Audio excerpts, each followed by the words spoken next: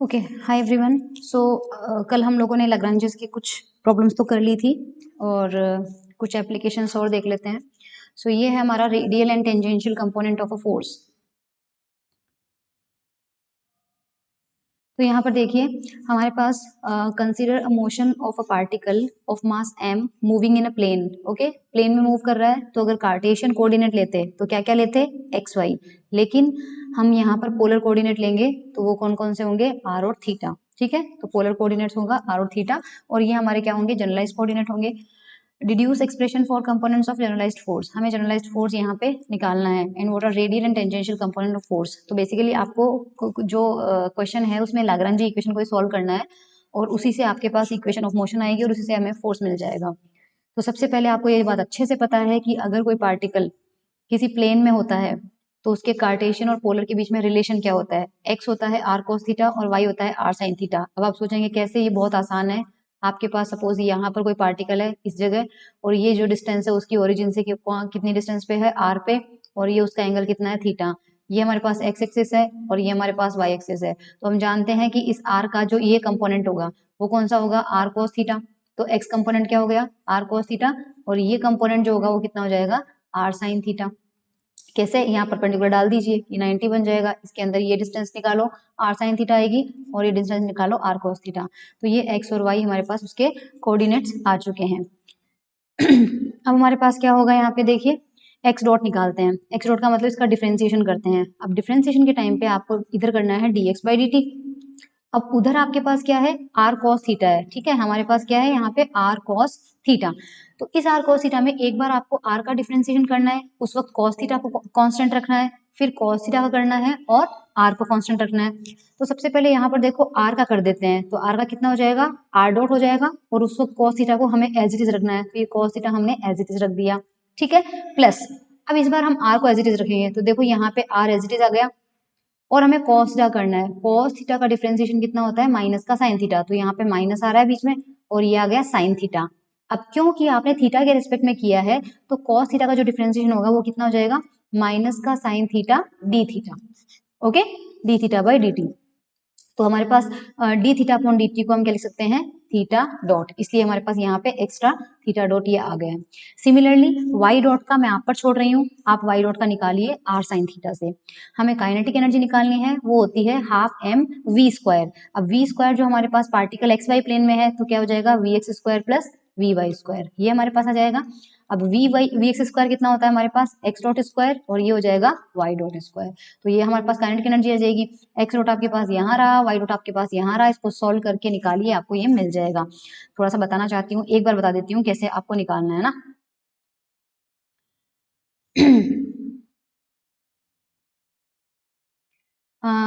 X dot हमारे पास कितना आया था, एक मिनट, आर कॉस थीटा था ना, तो R dot sorry R dot cos theta minus का आर को एज इट इज रखा, इसका था साइन थीटा और थीटा डॉट।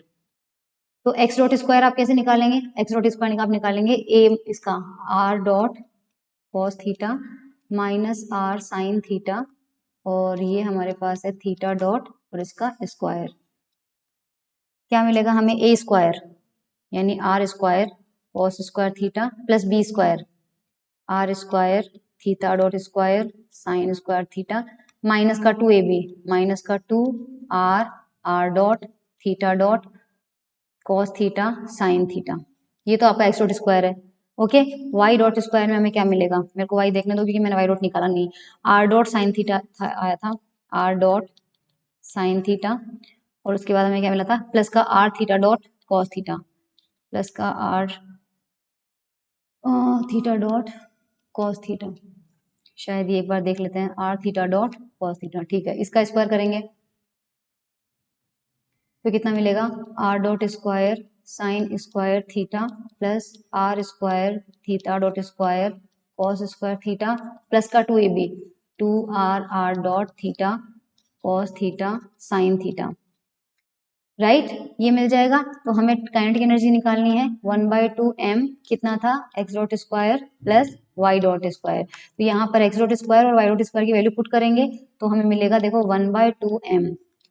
जब देखो इस वाले टर्म को नंबर 1 को इस नंबर 1 के साथ ऐड करेंगे तो इसमें r डॉट स्क्वायर कॉमन आ जाएगा और cos square plus sine square की वैल्यू हो जाएगी 1, ठीक है।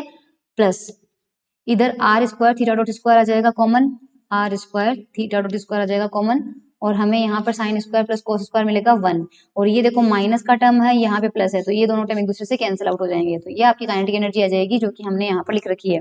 ओके, आई होप आपको समझ में आ गया है। अब यहाँ पे हमारे पास वेरिएबल क्या क्या है, 2 वेरिएबल है, एक तो आर हो जाएगा, तो पहला जनरलाइज कोऑर्डिनेट आपके पास कौन सा होगा, आर होगा, और दूसरा आपके पास कौन सा होगा, थीटा होगा। तो ध्यान रखना आपके पास जितने जनरलाइज कोऑर्डिनेट होते हैं उतना ही आपके पास लाग्रांजेस इक्वेशन बनेगी। तो आपको लाग्रांजेस इक्वेशन बनाने के लिए क्या करना पड़ेगा इस बार, अब हमें लाग्रांजेस इक्वेशन पूछा नहीं है, क्वेश्चन हमसे ये पूछ रहा है कि आपको जनरलाइज्ड फोर्स निकालना है। तो जनरलाइज्ड फोर्स हमें पता है किससे रिप्रेजेंट करते थे हम, जी के से रिप्रेजेंट करते थे। अब लास्ट वीडियो देखना और उसमें आप एक इक्वेशन देखना जो हमें मिली हुई थी, और वो इक्वेशन हमारे पास कौन सी थी, ये थी D by D T del T upon del Q dot minus del T upon del Q is equals to G K. ये इक्वेशन हमने पढ़ी है, ढूंढ लेना, आपको मिल जाएगा प्रीवियस लेक्चर में। तो हमारे पास क्यू डॉट की जगह एक बार आर रख के इक्वेशन लिख लो और एक बार थीटा रखिए। तो सबसे पहले हम यहाँ पर आर रखते हैं, तो देखो आर रखने से ये इक्वेशन मिलेगी और थीटा रखने से इक्वेशन। तो हमें चाहिए क्या क्या, del T upon del R dot, del T upon del R, del T upon del theta dot और del T upon del theta. तो आपके पास एक्सप्रेशन है टी का, okay. Del T upon del R निकालो, यानी आर के respect में डिफरेंशिएशन करो। ध्यान रखना इस आर डॉट का नहीं होगा, सिर्फ इसका होगा। तो इसमें अंदर हमें क्या मिल जाएगा, ये देखो यहाँ पे m एज इट इज रहेगा, 2 एज इट इज रहेगा, है ना, m/2 तो एज इट इज रहेगा, और यहाँ पे r के रेस्पेक्ट में करना है। जब r के रेस्पेक्ट में करोगे तो r स्क्वायर का हो जाएगा कितना, 2r, और साथ में क्या है थीटा डॉट स्क्वायर, वो एज इट इज रहेगा। 2 से 2 कैंसिल आउट हो जाएगा, कितना आ जाएगा M R theta dot square, ये देखो सेम टू सेम। सिमिलरली जब r डॉट के रेस्पेक्ट में करोगे तो इस सेकंड वाले पार्ट का नहीं होगा, सिर्फ half M R dot square का होगा, तो वो कितना आ जाएगा एम आर डॉट। इसी तरह से थीटा का टर्म है ही नहीं पूरे टी के एक्सप्रेशन में, थीटा तो कहीं पे है ही नहीं, क्यों, कितना है आपके पास, half M R dot square plus R square theta dot square. देखो कहीं पे थीटा नहीं है, थीटा नहीं है तो थीटा के रेस्पेक्ट में आ जाएगा 0, और थीटा डॉट आपके पास है ये वाला, सिर्फ इसका होगा, इसका नहीं होगा। ये आप निकाल लीजिए, इन इक्वेशंस के अंदर वैल्यू पुट करते हैं जो हमें 4 मिले हैं। तो सबसे पहले आप देख लीजिएगा डी बाई डी टी, और आपके पास क्या था, del T upon del R dot, है ना, del T upon del R dot. तो del T upon del R dot कितना है, एम आर डॉट है, यहाँ जाएगा M R dot, minus del T upon del R कितना है, ये रहा M R theta dot square is equals to G R. Similarly आप थीटा का खुद करना, ठीक है, जी आर मैंने निकाल दिया है। तो हमारे पास क्या मिल जाएगा, m तो कांस्टेंट रहेगा, इस r डॉट का डिफरेंशिएशन अप्लाई करोगे तो डबल डॉट लग जाएगा, और ये टर्म एज इट इज आएगा, ये लिख दिया, और ये G R. Now this is the radial component, r है ना वो रेडियल कंपोनेंट होता है, और थीटा वाला जो होता है वो टेंजेंशियल होता है। तो जी आर रेडियल कंपोनेंट, तो ये आ गया फोर्स का हमारे पास, जनरलाइज्ड फोर्स का। सिमिलरली सेकंड वाले में रखोगे तो आपको ये मिल जाएगा, ओके, दिस इज ये हमारे पास जनरलाइज्ड फोर्स का टेंजेंशियल कंपोनेंट हो गया। We can express component of generalized force in terms of radial and tangential component of force.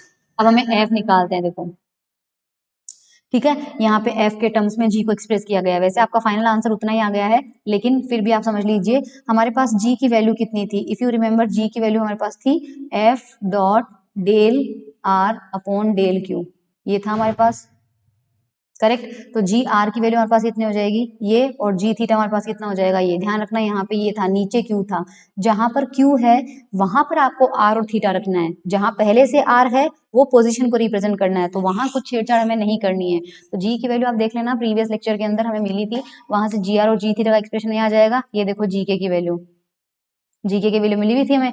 अब आर, जब आपको पता है कि हम जब यहाँ पर कोई पार्टिकल होता है और उसके कोऑर्डिनेट होते हैं एक्स वाई, हमें पता है एक्स की वैल्यू कितनी है आर कॉस थीटा, वाई की वैल्यू कितनी है आर साइन थीटा। तो हमें जब अगर हम पोजीशन वेक्टर लिखते हैं, ये आर वेक्टर है, तो हमें पता है कि आर वेक्टर क्या होता है, आई कैप के साथ एक्स कंपोनेंट और जे कैप के साथ वाई कंपोनेंट। अब आई कैप के साथ एक्स कंपोनेंट कितना है R cos theta, plus J cap के साथ कितना हो जाएगा आर साइन थीटा। तो ये देखिए आर जो वेक्टर है वो क्या दिया हुआ है R cos theta I cap के साथ R sine theta J cap के साथ। यहाँ से अगर आप डेल आर को यानी इस पोजीशन वेक्टर का आर के रेस्पेक्ट में डिफरेंशिएशन करना है तो वेरी इंपॉर्टेंट आर के रेस्पेक्ट में करोगे तो इस आर का 1 हो जाएगा सिर्फ कोस थीटा बच जाएगा। सिमिलरली इस आर का 1 हो जाएगा साइन थीटा बच जाएगा। ठीक है, और आपके पास cos theta I cap plus sign theta J cap को आप क्या लिख सकते हो यहाँ पे, ये आपके पास आर वेक्टर से डिवाइड करते हो इसको आर मैग्नीट्यूड को और ये आपके पास आर कैप। अगर आपको ये चीज समझ में नहीं आती है तो मैं आपको यहाँ पर एक चीज बताती हूँ ना, अगर आपको ये चीज और इस चीज में थोड़ा सा कंफ्यूजन है तो अपन देख लेते हैं। यहाँ पे देखो हमारे पास जब इस तरह से आपके पास होता है ना, ये इधर x है और ये इधर y है। सपोज आपका जो पॉइंट था वो यहाँ पे है P पॉइंट पे है और इसके कोऑर्डिनेट है पोलर कोऑर्डिनेट r थीटा। तो ध्यान रखना r वेक्टर जो होता है उसकी डायरेक्शन होती है ये। ठीक है, ये तो आपके पास r है और थीटा होता है यहाँ वाला एंगल और वो कहाँ थीटा कहाँ से मेजर करते हैं अपन x एक्सिस से। तो जब आप x से शुरू करके इधर जाओगे राइट, तो आप किधर डायरेक्शन में घूम रहे हो, आप घूम रहे हो एंटी क्लॉकवाइज।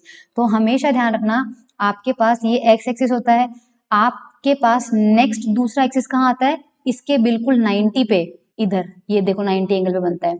उसी तरह से अगर आपको r यहाँ पे मिला है और इसको मेजर करने के लिए आप एंटी क्लॉकवाइज जा रहे हो तो इस r के बिल्कुल 90 डिग्री पर आपको कौन सा मिलेगा थीटा कैप, यानी इधर यूनिट वेक्टर आपको r कैप मिलेगा, इधर कौन सा मिलेगा आपको थीटा कैप मिलेगा। तो हमारे पास ये अगर p पॉइंट पे r की डायरेक्शन कौन सी आ रही है, r हमारे पास इस डायरेक्शन में आ रहा है तो जाहिर सी बात है थीटा कैप इसके साथ बिल्कुल 90 पे होगा, यहाँ आपके पास होगा थीटा कैप। इस कंडीशन में इधर होगा आपका थीटा कैप, इधर होगा आपका थीटा कैप। तो ये ध्यान रख लीजिएगा और आपका इधर आ रहा है आर कैप।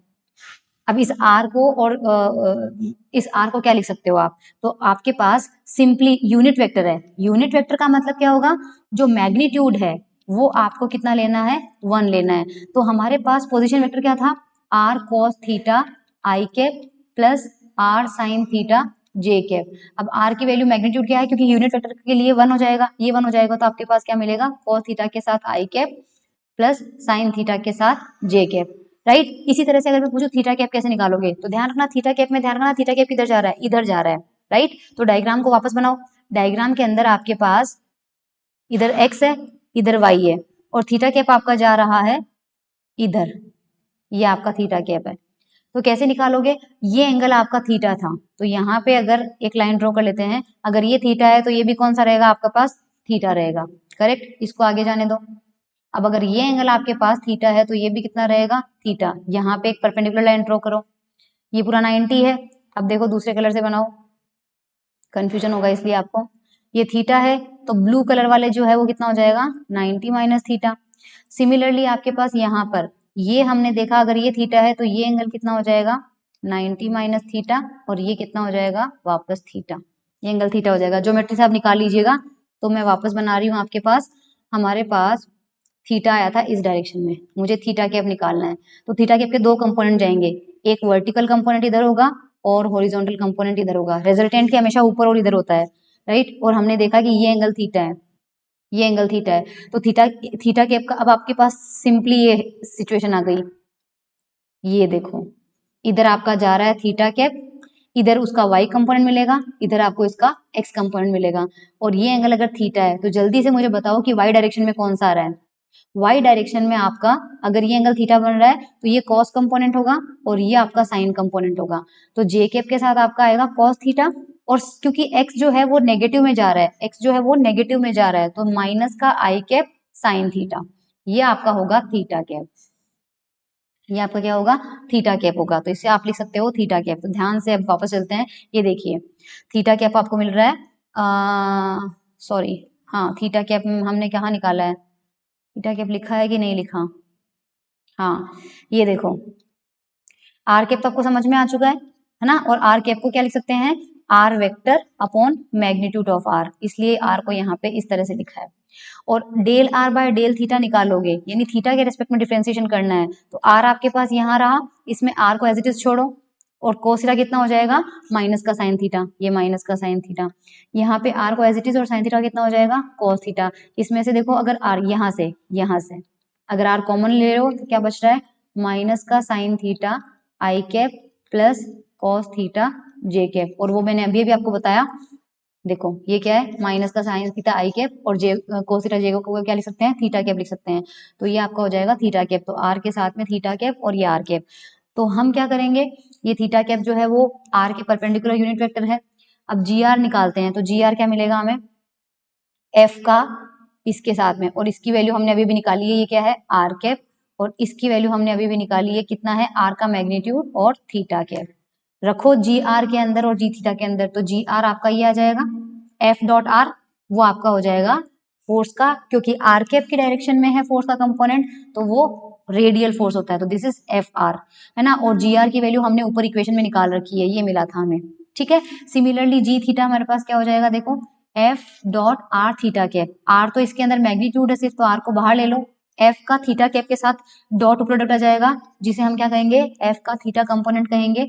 और आर एफ थीटा हमारे पास कितना है, जी थीटा की ऊपर वैल्यू लिखी हुई है, वो देख लेना, जी थीटा आपको मिला हुआ है ये, ठीक है। तो ये हमारे पास एफ के टर्म्स में रेडियल कंपोनेंट और टेंजेंशियल कंपोनेंट हो गए। अब हमें क्या करना है, हमारे पास जनरलाइज्ड फोर्स आया, अभी नॉर्मल फोर्स नहीं आया है, तो नॉर्मल फोर्स कैसे निकालेंगे हम, एफ आर आपका देखो क्या है, तो यहाँ से ये इक्वेशन आपको मिली है, ये रही, ये रही यहाँ से एफ आर ये रहा, और यहाँ से, तो यहाँ से आपको एफ आर तो डायरेक्ट मिल रहा है, क्या आ रहा है, ये रहा, एम कॉमन ले लिया, और एफ थीटा निकालने के लिए इस आर को इधर भेज दो, तो ये आपको यहाँ पर क्या करोगे आप, इस आर को नीचे की तरफ भेजोगे, एक तो वो भेज देना बाद में, यहाँ पे कितना लिखा हुआ है आपके पास, M R square theta dot, और इस पे क्या लिखा हुआ है, D by D T. Open करो इसको, एम बाहर रहेगा, पहले आर स्क्वायर का कर दो, कितना हो जाएगा, 2r into D R by D T, तो डॉट हो जाएगा, प्लस फिर आर स्क्वायर को एज इट इज छोड़ दो, सिंपली थीटा का करना है, सॉरी थीटा डॉट लगा हुआ ना, तो थीटा डबल डॉट हो जाएगा, ये देखो, ये आपके पास हो जाएगा यहाँ पे, और ये किसके इक्वल है, आर इंटू एफ थीटा के इक्वल आ रहा है, तो आर से एक पावर से ये आर चला जाएगा, और यहाँ का स्क्वायर चला जाएगा, तो आपके पास ये बचेगा, R theta double dot plus 2r dot theta dot, ये आपके पास आ जाएगा एफ थीटा, ठीक है। यहाँ पर थीटा डॉट को एज इट इज रखना है, जब अपन ने किया था ना आर स्क्वायर का किया था, तो थीटा डॉट को रखना था एज इट इज, तो ये आपके पास आ जाएगा F theta. I hope it is clear. अब हमारे पास एलसी सर्किट, एलसी सर्किट के अंदर ऑसिलेशंस कैसे होते हैं उसका पहले यहाँ पर डिस्क्रिप्शन दिया हुआ है, उस डिस्क्रिप्शन को आप बाद में पढ़ते रहना, मैं आपको बस बता देती हूँ कि यहाँ पे एलसी सर्किट के अंदर पहली बात हमारे पास ऑसिलेशंस कैसे हो रहे हैं। एक्चुअली हमारे पास अगर कैपेसिटर है और हमारे पास ये इंडक्टर है, एक सर्किट है ना, तो इसमें हमने क्या किया, कैपेसिटर को पहले चार्ज कर लिया, फुल्ली चार्ज हो गया, उसके बाद हमारे पास सर्किट से हमने बैटरी को हटा लिया था और इन दोनों को जोड़ दिया, तो आपके पास इस सर्किट में करंट फ्लो तो होएगी नहीं, तो ये कैपेसिटर क्या करेगा, धीरे धीरे डिस्चार्ज होना शुरू करेगा, तो डिस्चार्ज होगा तो ये अपने अंदर से चार्ज को फ्लो करवा देगा, तो इसके पास जो एनर्जी होती है वो किस फॉर्म में होती है, इलेक्ट्रिकल एनर्जी के फॉर्म में। और ध्यान रखना, इंडक्टर के अंदर जो एनर्जी होती है वो कौन से फॉर्म में होती है, मैग्नेटिक एनर्जी के फॉर्म में होती है, ये इलेक्ट्रोमैग्नेटिक्स बीएससी पार्ट 1 के अंदर आप लोगों ने पढ़ा होगा डिटेल से। तो जो कैपेसिटर धीरे धीरे करंट फ्लो करवाता है, तो थोड़े टाइम बाद क्या होता है कि कैपेसिटर जो होता है वो फुल्ली क्या हो जाता है, डिस्चार्ज हो जाता है। डिस्चार्ज होने के बाद आपके पास क्या होता है, सारी की सारी एनर्जी किसके पास आ गई, इंडक्टर के पास आ गई, और इंडक्टर के अंदर हमें पता है कि इसके अंदर जो ईएमएफ इंड्यूस होता है वो सिर्फ तब तक होता है जब तक इसके अंदर फ्लो होने वाली करंट की वैल्यू चेंज होती रहे। जैसे ही कैपेसिटर फुल्ली डिस्चार्ज होता है, इसके अंदर करंट की वैल्यू जो होती है वो कांस्टेंट हो जाती है, और वो कितनी होती है, आई नॉट। तो अब इंडक्टर को पता है कि अगर मेरे अंदर मुझे ईएमएफ इंड्यूस रखना है, यानी फेराडे और लेंज के नियम के हिसाब से अगर मुझे कंटिन्यू ईएमएफ को अपने अंदर रखना है, तो इस करंट को मुझे कांस्टेंट नहीं होने देना है, मुझे क्या करना है, इसकी वैल्यू चेंज करनी है, तो ये वापस अपने अंदर से करंट को डिक्रीज करने लगता है। तो जब ये करंट को डिक्रीज करता है तो वो करंट जाती है वापस कैपेसिटर के पास, और कैपेसिटर क्या होता है, चार्ज होने लगता है, ठीक है। तो कैपेसिटर जो है वो इंडक्टर को करंट देता है, फिर इंडक्टर वापस कैपेसिटर को देता है, फिर कैपेसिटर इंडक्टर को देता है, फिर तो ये जो करंट है और जो चार्ज है, चार्ज भी एक तरह से कैपेसिटर से इंडक्टर के पास, इंडक्टर से कैपेसिटर के पास, तो करंट और जो चार्ज है दोनों क्या करते हैं, ऑसिलेशंस होने लग जाते हैं, दोनों के अंदर ऑसिलेशन होने लग जाते हैं, और इसे हम सिंपल हार्मोनिक मोशन से कंपेयर कर सकते हैं। कौन किसका रोल प्ले करेगा, आइए देखते हैं। तो हमें लाग्रांजेस इक्वेशन ऑफ मोशन निकालनी है फॉर एन इलेक्ट्रिकल सर्किट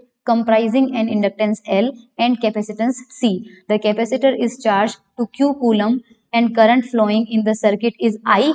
कब, at time t, किसी टाइम पर तो कुछ पोर्शन कैपेसिटर के पास होगा, कुछ पोर्शन इंडक्टर के पास होगा, तो करंट के पास कैपेसिटर के पास मान लीजिए किसी टाइम टी पर क्यू चार्ज है, और उसी वक्त सर्किट में जो करंट है वो आई है, सर्किट के अंदर जो करंट है वो कितनी है, आई है। तो मैग्नेटिक एनर्जी जो होती है उसका फॉर्मूला आपने पढ़ा होगा, हाफ Li² होता है। Okay, it is in an electrical circuit. जो मैग्नेटिक एनर्जी होती है वो उसको हम क्या करेंगे, काइनेटिक एनर्जी से कंपेयर करेंगे।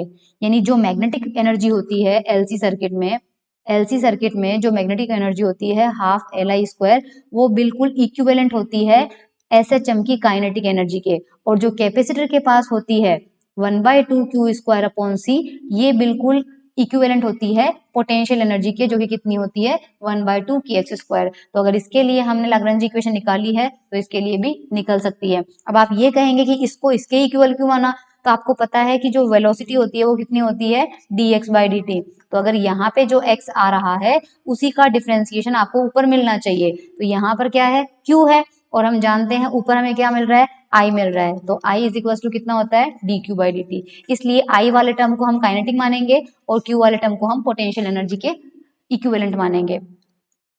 चलिए लाग्रांजियन बनाते हैं। T माइनस वी होता है तो काइनेटिक एनर्जी हो जाएगी 1/2 Li² और पोटेंशियल एनर्जी हो जाएगी Q²/2C। और इस I को आप लिख सकते हो Q डॉट लिख सकते हो। तो L आपके पास आ चुका है, वेरिएबल क्या आपके पास सिर्फ Q बचा है। Q बचा है तो लाग्रांजियस इक्वेशन ये रही, del L upon del Q dot आप निकालते रहना, del L by del Q आप निकालते रहना। अब हमारे पास इसको यहाँ पर पुट करेंगे और इसको यहाँ पर पुट करेंगे तो इक्वेशन आ जाएगी ये। और यहाँ पर d/dt जब Q डॉट पे जाएगा तो Q का डबल डॉट हो जाएगा और यहाँ पर एज इट इज है ये टर्म। चलिए, और ये हमारे पास इक्वेशन ऑफ मोशन होगी। हमें पता है d2x upon dt² plus k/mx = 0। जब ये SHM की इक्वेशन होती है तो टाइम पीरियड होता है 2π√m/k। अब हमारे पास k/m की जगह क्या आया है, q तो देखो वेरिएबल है तो q तो x की जगह है, तो इसका मतलब k/m की जगह हमारे पास क्या है 1/LC। तो टाइम पीरियड क्या होना चाहिए, उसका इनवर्स कर दो तो 2π√LC ये होना चाहिए। और जो फ्रीक्वेंसी होती है, फ्रीक्वेंसी क्या होती है, टाइम पीरियड का इनवर्स, तो 1/2π√LC जो कि यहाँ हमें मिला हुआ है। मोशन अंडर सेंट्रल फोर्स, इस बार हम सेंट्रल फोर्स के अंदर करते हैं। तो सेंट्रल फोर्स के अंदर क्या होता है, देखो या तो डायरेक्टली क्वेश्चन पूछा जाएगा कि सेंट्रल फोर्स के अंदर कोई पार्टिकल मूव कर रहा है उसके लिए लाग्रांज इक्वेशन लिखिए, या फिर क्वेश्चन इस तरह से आएगा, derive equation of motion for a particle moving under central force. What is the form of equations when the particle is moving under an attractive inverse square law force? Inverse square law force क्या होता है, देखो अगर मान लीजिए आपके पास एक plus Q charge है और एक माइनस क्यू चार्ज है, तो इनके बीच में जो फोर्स लगेगा वो अट्रैक्टिव नेचर का होगा और वो फोर्स क्या होगा, माइनस का k Q1 Q2 upon r²। तो यहाँ पर नेगेटिव जो है उसको हम बोल सकते हैं, नेगेटिव किसको रिप्रेजेंट करता है, अट्रैक्टिव फोर्स को। और आपके पास ये फोर्स कौन सा होता है, अट्रैक्टिव इनवर्स स्क्वायर लो। इनवर्स स्क्वायर अट्रैक्टिव तो समझ में आ गया, इनवर्स स्क्वायर इसलिए बोलते हैं क्योंकि ये आर के स्क्वायर के इनवर्सली प्रोपोर्शनल होता है। आर के स्क्वायर के इनवर्सली प्रोपोर्शनल होने की वजह से इनवर्स स्क्वायर लो बोलते हैं, ठीक है। और ये अट्रैक्टिव है तो अट्रैक्टिव इनवर्स है। सिमिलरली अगर कोई मास है m1 और कोई मास है m2, तो इन दोनों के बीच में भी क्या लगता है, अट्रैक्शन लगता है, लेकिन वो कौन सा होता है, ग्रेविटेशनल अट्रैक्शन होता है। तो वो फोर्स कितना होता है, Gm1 m2 अपॉन r²। मैं नेगेटिव लगा दूंगी क्योंकि हमेशा नेगेटिव साइन जो होता है वो किसको रिप्रेजेंट करता है, अट्रैक्शन को, और ये भी 1/r² के प्रोपोर्शनल है, इसलिए हम इसे भी क्या कहेंगे, इनवर्स स्क्वायर लो। तो यहाँ पर ये मतलब है उसका, है ना, आई होप। तो यहाँ पर देखो ब्रैकेट में बोल रहा है F is equal to minus का k 1/r²। यहाँ k वो k नहीं है, ये वाला k अलग है। इसने बेसिकली ये किया है F proportional to minus 1/r² होना चाहिए, अट्रैक्शन के लिए नेगेटिव, और 1/r² का मतलब इनवर्स स्क्वायर लो फोर्स। तो जब इस साइन को हटाएंगे तो कोई कांस्टेंट लगाना है, आप चाहे तो वो कांस्टेंट अल्फा भी लगा सकते हैं या रैंडमली k। ये वाला k और ये वाला k सेम नहीं है, ध्यान रखना, ये वाला k और हमारा जो k Q1 Q2 है, ये दोनों k सेम नहीं है। हमारा बेसिकली k Q1 Q2 इन दोनों को, इन तीनों को मिला के इसने k से रिप्लेस किया है, तब हमें मिला है F is equal to minus का k अपॉन r²। तो k जो है वो कोई रेंडमली नया कांस्टेंट है, ठीक है। सो हमारे पास इस फोर्स के अंदर कोई पार्टिकल मूव कर रहा है, उसके लिए हमें लाग्रांज इक्वेशन निकालनी है। तो सबसे पहले हमने काइनेटिक एनर्जी निकालनी है। काइनेटिक एनर्जी होती है 1/2m x dot square plus Y dot square. अगर पोलर फॉर्म में लेना है तो अभी थोड़ी देर पहले हमने डेरिवेशन किया था, ये फॉर्म आएगा। और v पोटेंशियल कैसे निकालेंगे, मान लीजिए इसका पोटेंशियल v है तो t माइनस वी कर दिया, तो t तो हमें मिला है, और v जो है पोटेंशियल वो हमारे पास केवल r का होता है। क्यों पोटेंशियल r का बोला है, क्योंकि आप यहाँ पर देख लीजिए, अगर कोई पार्टिकल q जो है प्लस q है और ये माइनस q है, दोनों के बीच का पोटेंशियल क्या होगा, k q1 q2 upon r। कहीं भी थीटा आया, नहीं आया। m1 m2 इनकी पोटेंशियल एनर्जी लिख लो, g m1 m2 upon r। जो पोटेंशियल होता है वो केवल r पे डिपेंड करता है, थीटा पे नहीं, इसलिए हमने पोटेंशियल को केवल r का फंक्शन यहाँ पे लिया है। VR is the potential energy in the central force field. दूसरी चीज इसने खुद ने बोल दिया F is equal to minus K upon R square. तो आपका जो F है वो केवल किस पे डिपेंड कर रहा है, R पे डिपेंड कर रहा है। और हमें पता है कि पोटेंशियल जो होता है, कल मैंने आपको प्रीवियस लेक्चर के अंदर बताया था कि F is equal to minus D U upon D X होता है। 1D में लेना है तो, या 3D में लेना है तो माइनस का डेल यू कर सकते हो। डेल ऑपरेटर में आर आ सकता है हमारे पास। जो पोटेंशियल एनर्जी मिलती है वो सिर्फ किसका होती है, आर का ही फंक्शन होती है, वो मैंने अभी बता भी दिया है। चलो वी आर आ चुका है, हमें लाग्रांज इक्वेशन लिखनी है थीटा में और आर में, तो आपको डेल बाय डेल आर की जरूरत पड़ेगी, del R L upon del R dot की जरूरत पड़ेगी, del L upon del theta की जरूरत पड़ेगी, और del L upon del theta dot की जरूरत पड़ेगी। अब अपना इतना एग्जाम्पल कर चुके हैं कि ये सारी चीजें आप खुद सॉल्व कीजिएगा। तो इक्वेशन ऑफ मोशन के अंदर हमें क्या रखना है, सिर्फ ये वैल्यूज पुट करनी है।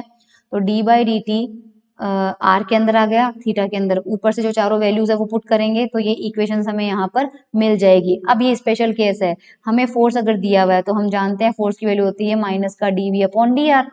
तो जो माइनस का del V upon del R है उसको हम यहाँ पर रखते हैं, और वो हमें फोर्स की वैल्यू पता है, क्वेश्चन में क्या दी हुई है, माइनस का के अपॉन आर स्क्वायर। यानी ये जो वैल्यू है ये किसके इक्वल है, माइनस का के अपॉन आर स्क्वायर। तो डीवी बाई डी आर की जगह हम क्या लिख सकते हैं, प्लस का के अपॉन आर स्क्वायर। तो del V upon del R जो है इसकी जगह हम लिख सकते हैं के अपॉन आर स्क्वायर। इसमें तो हमें लिखना ही नहीं है, तो ये हमारे पास इनवर्स स्क्वायर लॉ के अंदर आ जाएगा।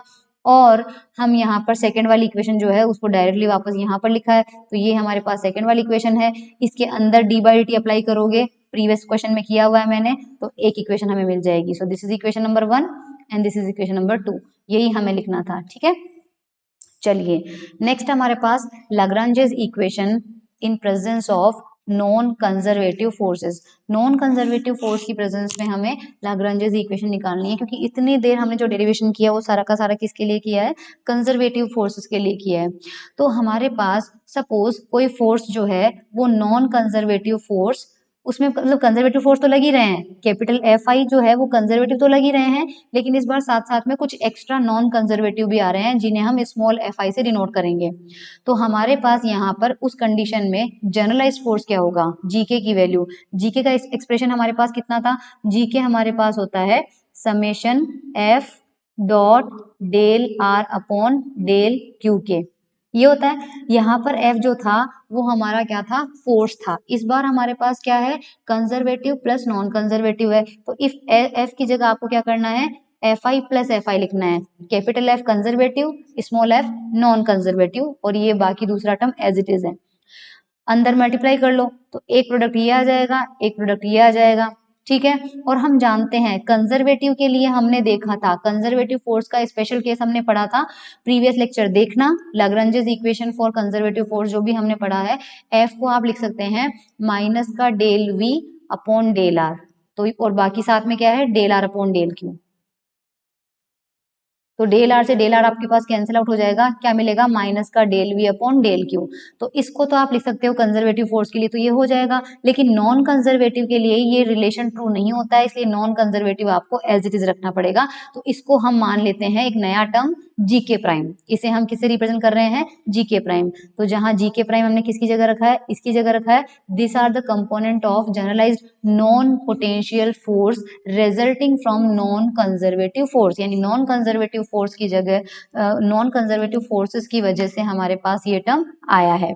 ठीक है, और बाकी हमने ये यहाँ पर कैपिटल एफ लिखना था, इसने गलती से स्मॉल एफ लिख दिया, ये जो कैपिटल एफ वाला था उसकी जगह हमने क्या रखा है, ये रखा है, किसकी वजह से, for conservative part from equation 30। आप इक्वेशन 30 प्रीवियस वीडियो से देख लीजिएगा। ठीक है, here v is the scalar potential, ये हम जानते ही हैं फॉर कंजर्वेटिव फोर्सेस। नाउ हमारे पास in such a case equation 35 assumes the form.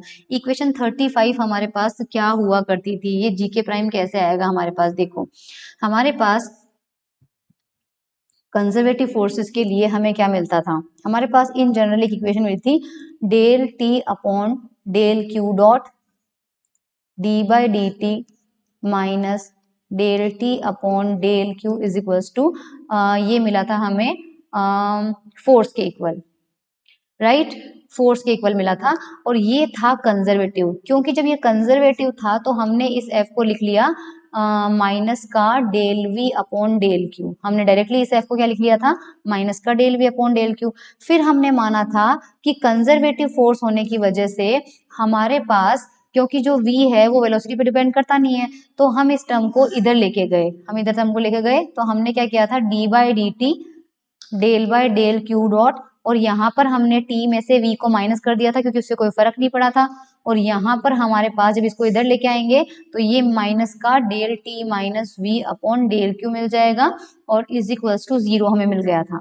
लेकिन अब इस फोर्स में दो टर्म हो गए, कौन कौन से हो गए, एक टर्म को तो हमने लिख लिया del V upon del Q negative sign का, plus non conservative force as it is आएगा, तो नॉन कंजर्वेटिव फोर्स को हमने सिंपली क्या लिख दिया, प्लस स्मॉल एफ आई लिख दिया। और जो कंजर्वेटिव वाला पोर्शन था वो तो लेफ्ट हैंड में चला जाएगा, लेकिन जो नॉन कंजर्वेटिव वाला पोर्शन था वो नहीं जाएगा, तो नॉन कंजर्वेटिव करस्पॉन्डिंग जो टर्म था वो हम क्या लिख लेते हैं, यहाँ पे जीके प्राइम लिख लेते हैं। मतलब ये किसके इक्वल आ रहा था, जीके प्लस जीके प्राइम आ रहा था। जीके वाला जो पोर्शन था सिंपल हमारे पास यहाँ पर राइट हैंड साइड में जब टी में लिखा था, जब टी में लिखा था वो इक्वेशन, तो आप प्रीवियस वीडियो देखना, जीके आ रहा था केवल, है ना, और वो जो जीके था वो कंजर्वेटिव फोर्स होने की वजह से लेफ्ट हैंड साइड में चला गया था। लेकिन अब हमारे पास यहाँ पर क्या है, जीके प्राइम का टर्म है जो नॉन कंजर्वेटिव में है, वो लेफ्ट हैंड साइड में नहीं जा सकता, कारण क्योंकि आप नॉन कंजर्वेटिव को del V upon del Q नहीं लिख सकते। नॉन कंजर्वेटिव फोर्स को माइनस डेल वी, मतलब मैं यहाँ पे फोर्स के बारे में बात कर रही हूँ कब से, मुझे जी के टर्म में बात करनी चाहिए ताकि आपको कंफ्यूजन नहीं हो। मतलब हमारे पास लेफ्ट हैंड साइड में जो लाग्रांजेस इक्वेशन है, लेफ्ट हैंड साइड में जो लाग्रांज इक्वेशन है उसके राइट हैंड साइड में हमारे पास पहले सिर्फ जीके का टर्म आ रहा था, या एफ का ले लो सिंपली एफ, या फिर जो जी है वो सिर्फ कंजर्वेटिव वाले पोर्शन की वजह से आ रहा था, और उसको हमने लेफ्ट हैंड साइड में हम ले गए। और कैसे ले गए, जो डेल वी वाला टर्म था, del V upon del R जो भी था हमारे पास, उसको हम लेफ्ट हैंड साइड में ले गए थे। लेकिन नॉन कंजर्वेटिव के अंदर क्या होता है, नॉन कंजर्वेटिव में फोर्स को माइनस का del V by del R नहीं लिख सकते।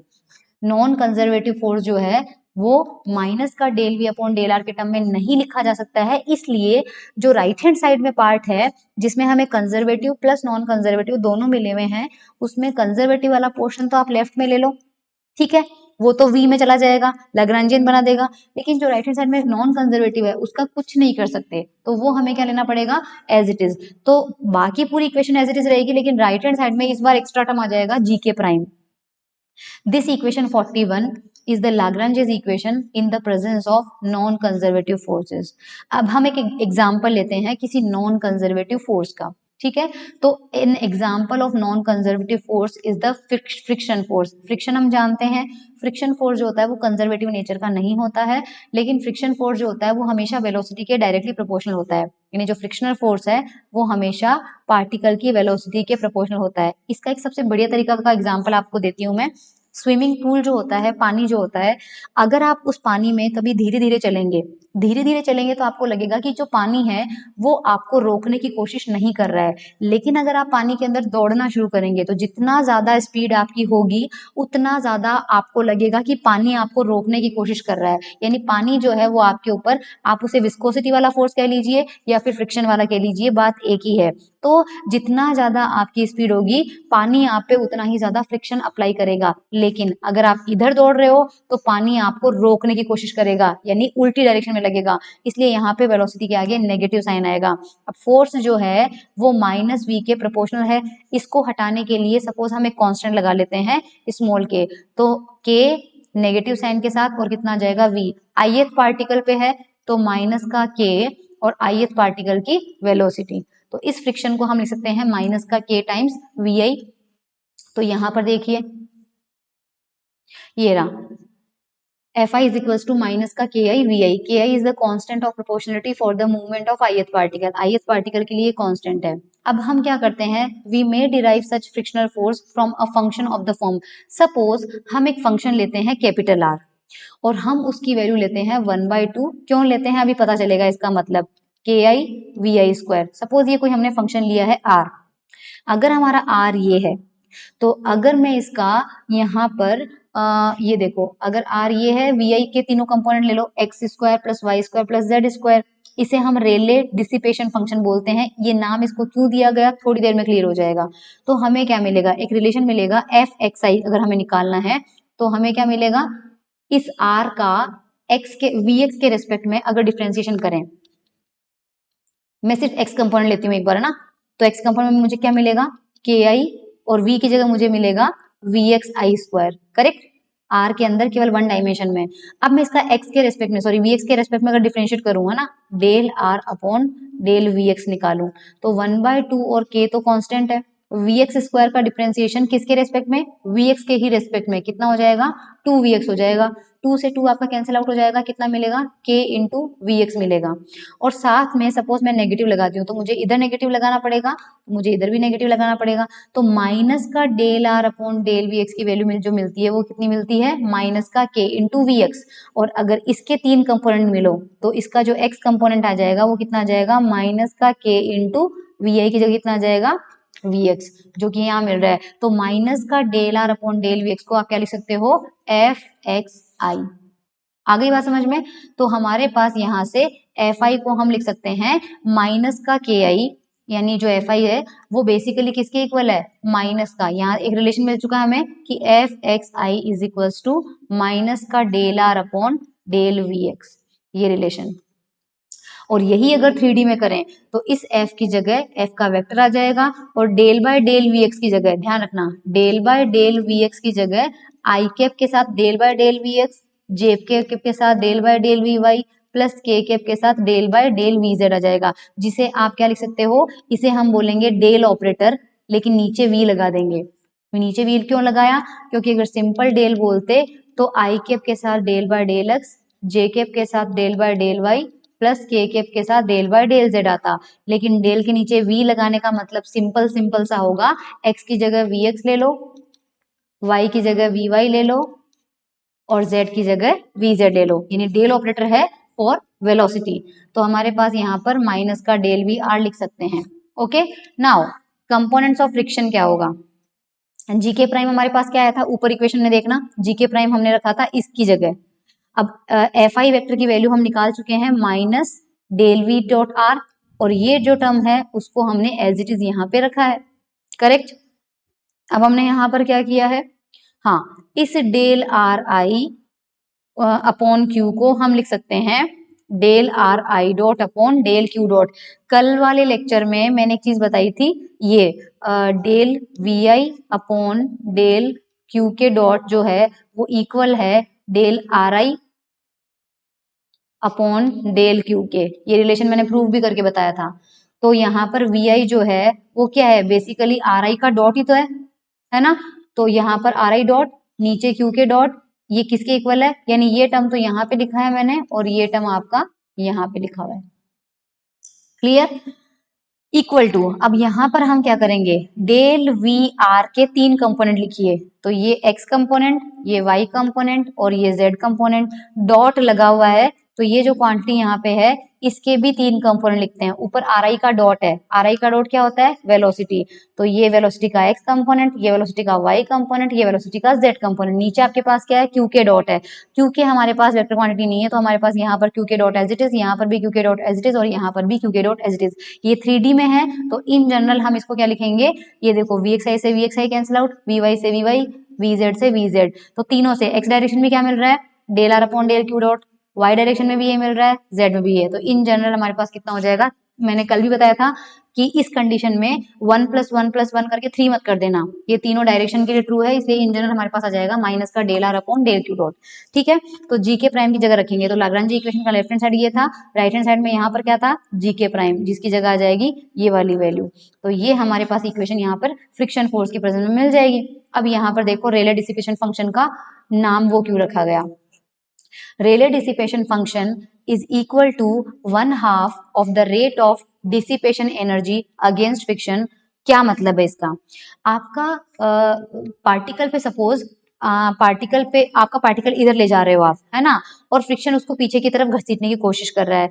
तो अगर आपको अपने पार्टिकल को कंटिन्यू आगे ले जाना है तो आपको फ्रिक्शन जितना फोर्स लगा रहा है, फ्रिक्शन जितना काम कर रहा है, आपको उतना ही काम करना पड़ेगा ऑपोजिट डायरेक्शन में। तभी आप पार्टिकल को फ्रिक्शन की विपरीत दिशा में, ऑपोजिट दिशा में आप ले जा पाओगे। मतलब फ्रिक्शन, अगर फ्रिक्शन रोक लेगा, वरना अगर आपने पार्टिकल पे फोर्स नहीं लगाया तो फ्रिक्शन उसको रोक लेगा। तो आपको कंटिन्यू उसको घसीटना है, और घसीटना आपको फ्रिक्शन के अगेंस्ट है। तो सपोज किसी पार्टिकल को dr दूरी तक ले जाने में फ्रिक्शन का जो वर्क डन है, वर्क डन बाय फ्रिक्शन निकालते हैं, कितना है, F डॉट dr। तो अगर आपको फ्रिक्शन के अगेंस्ट उसको ले जाना है तो आपको कितना काम करना पड़ेगा, माइनस F डॉट dr। क्यों? क्योंकि फ्रिक्शन जिस दिशा में लग रहा है आपको उसके ऑपोजिट दिशा में फोर्स लगाना है, इसलिए आपका जो वर्क डन होगा वो कितना होगा, माइनस का F डॉट dr। अब इसकी वैल्यू निकालते हैं, ठीक है। तो यहाँ पर देखिए ये रहा, dw जो है माइनस का Fi डॉट dri हो जाएगा। और हमें पता है कि जो डिस्प्लेसमेंट होता है dr बाई dt क्या होता है, वेलोसिटी। तो dr को आप क्या लिख सकते हो, v इंटू dt। तो यहाँ dr को क्या लिखा है, v dt लिख दिया, करेक्ट। अब हमने यहाँ पर कितना लिखा है, इसमें Fi की वैल्यू पुट करते हैं। Fi हमें पता है कितना था, माइनस का Ki Vi। तो आप Fi की वैल्यू रखो, कितना था, माइनस, एक माइनस ऑलरेडी है, एक इसके एक्सप्रेशन में माइनस आ जाएगा, माइनस का Ki इंटू Vi। तो Ki तो रहेगा, ऑलरेडी यहाँ पर Vi है, एक एक्सप्रेशन में Vi आएगा, तो Ky इसको हो जाएगा dt हो जाएगा। इस dt को लेफ्ट हैंड साइड में dw के नीचे लेके आ जाओ, तो dw बाई dt आ जाएगा, जो कि कितना आ रहा है आपके पास, समेशन Ki Vi स्क्वायर हो जाएगा। और उसे हम क्या बोल सकते हैं, r/2, क्योंकि शुरुआत में पीछे बैक करके देखना, r हमने क्या लिया था, हमने r लिया था 1/2 समेशन Ki Vi स्क्वायर। तो समेशन Ki Vi स्क्वायर की वैल्यू कितनी हो जाएगी, 2r हो जाएगी। तो हमने यहाँ पर क्या बोला है, r is equals to 1/2 times dw upon dt, correct. अब रेले डिसिपेशन फंक्शन की डेफिनेशन देखिए, ये r है, the Rayleigh's dissipation function r is equal to 1/2, 1/2 मतलब आधा, ये रहा 1/2, half of the rate of dissipation energy, rate of dissipation energy against friction. तो ये जो dw अपॉन dt है, what is this, this is work done. Work done तो सिर्फ dw है, नीचे टाइम से डिवाइड करते ही वो क्या हो जाता है, रेट हो जाता है। तो rate of work done against friction. और आपने फ्रिक्शन के अगेंस्ट जो काम किया है, एक तरह से एनर्जी खर्च हुई है, तो आप इसे रेट ऑफ वर्क डन ना बोल के rate of energy against function भी बोल सकते हो, क्योंकि हमने देखा कार्य और ऊर्जा दोनों का मात्रक समान होता है, work and energy have same dimension. तो हमारा क्या हो जाएगा, rate of dissipation energy against friction भी बोल सकते हैं। तो हमारा आर जो है, this is 1/2 of the dw by dt, जो कि हमने फ्रिक्शन के अगेंस्ट काम किया है। तो ये हमारे पास फिजिकल इंटरप्रिटेशन है रेले का डिसिपेशन फंक्शन का, ठीक है। इसके बाद हमारे पास आता है generalize potential, Lagrangian for a charge particle moving in electromagnetic field, या इसे हम कहेंगे ये जाइरोस्कोपिक फोर्स का एग्जांपल है। तो इन जनरल हमारे पास देखो लैग्रैन्जियस इक्वेशन होती है, ये कंजर्वेटिव सिस्टम के लिए, यही मैं बता रही थी इससे पहले, जीके क्या होता है, माइनस का del V by del Q के होता है, ठीक है। तो हम अगर कंजर्वेटिव सिस्टम की बात करें तो यहाँ पर इसको क्या रखेंगे, ये वाली वैल्यू रखेंगे, और लेफ्ट हैंड साइड में लेंगे तो हमें ये इक्वेशन मिल जाएगी, जहां पर एल होता है t माइनस वी। ये मैं समझा चुकी हूँ, ठीक है। तो इसमें था क्या, अगर हमारे पास, हमने ये कंसिडर किया था कि जो वेलोसिटी है वो सिंपली किसका फंक्शन है, जनरलाइज कोऑर्डिनेट का फंक्शन है, उसके अंदर क्यू डॉट का फंक्शन नहीं है। क्यू डॉट का फंक्शन नहीं है, तभी हमें ये इक्वेशन मिली थी। ये कल वाले लेक्चर में अच्छे से देख लेना, आपको मिल जाएगा। लेकिन अगर जो पोटेंशियल हम ले रहे हैं वो, यानी ये जो v है, इसी v को सपोज हम u से रिप्रेजेंट करें, और वो जो u है वो q के साथ साथ वेलोसिटी का भी फंक्शन हो। q क्या होता है, कोऑर्डिनेट, तो q डॉट क्या होगा, वेलोसिटी। q डॉट हमारा क्या था, जनरलाइज वेलोसिटी तो था। तो अगर हम के पास मान लीजिए u जो है एक ऐसा पोटेंशियल है जो कि वेलोसिटी पर भी डिपेंड कर रहा है, तो हमें उस कंडीशन में लाग्रांजेस इक्वेशन की अगर वैलिडिटी बरकरार रखनी है, लाग्रांजेस इक्वेशन की वैलिडिटी बरकरार रखनी है, तो हमारा जो जीके है वो हमारे पास होना चाहिए ये। Lagrange's equation can be put in the form of 49 provided, यानी कि if the generalized force are obtained from a function u given by this। इस लाइन का मतलब मैं समझाती हूँ, जस्ट अ मिनट। हमारे पास नॉर्मल इक्वेशन क्या थी, याद करो। सबसे पहली इक्वेशन हमें क्या मिली थी, हमें सबसे पहली इक्वेशन मिली थी del T by del Q dot minus del T upon del Q is equals to G K. और हमने देखा था अगर सिस्टम कंजर्वेटिव है तो हमारा जी के था माइनस का del V upon del Q. और इस कंडीशन में जो v था वो क्यू डॉट पे डिपेंड नहीं कर रहा था। अगर वो क्यू डॉट पे डिपेंड नहीं कर रहा है तो उसका क्यू डॉट के रेस्पेक्ट में डिफरेंशिएशन क्या आएगा, 0 आएगा। इस वजह से हमने यहाँ पे डी बाय डी टी के अंदर, क्योंकि t जो है वो तो क्यू डॉट का फंक्शन है लेकिन जो v है वो क्यू डॉट का फंक्शन नहीं है, किसके लिए, कंजर्वेटिव के लिए, तो कोई फर्क नहीं पड़ेगा अगर हम इस t के अंदर माइनस v कर दे तो t माइनस v क्या हो जाता था, l हो जाता था। और यहाँ पर क्योंकि ये जो g है वो कितना था, माइनस का del v upon del Q, तो इसको लेफ्ट हैंड साइड में लेके जाओगे तो ये हो जाएगा माइनस का del by del Q t minus v equal to 0, और ये आपका हो जाता था l। ये हमारे पास लाग्रांज इक्वेशन आई थी किस, और हमें अब जो लाग्रांज इक्वेशन चाहिए वो हमें यही चाहिए, यानी कि हम चाहते तो अभी भी यही इक्वेशन है कि हमें ऐसी ही इक्वेशन वापस मिल जाए, लेकिन हम चाहते हैं कि वो ऐसे पोटेंशियल के लिए मिले जो कि इस बार Q डॉट और Q दोनों पे डिपेंड करे। तो हमारी शर्त क्या होनी चाहिए, हमारी कंडीशन क्या होनी चाहिए, तो ध्यान से वापस देखो। सपोज आपके पास T में ये है Q dot minus del T upon del Q is equals to G K, और मान लीजिए ये जो जी के है इस बार इसके अंदर जो पोटेंशियल है वो केवल क्यू का नहीं बल्कि क्यू डॉट का भी फंक्शन है ना।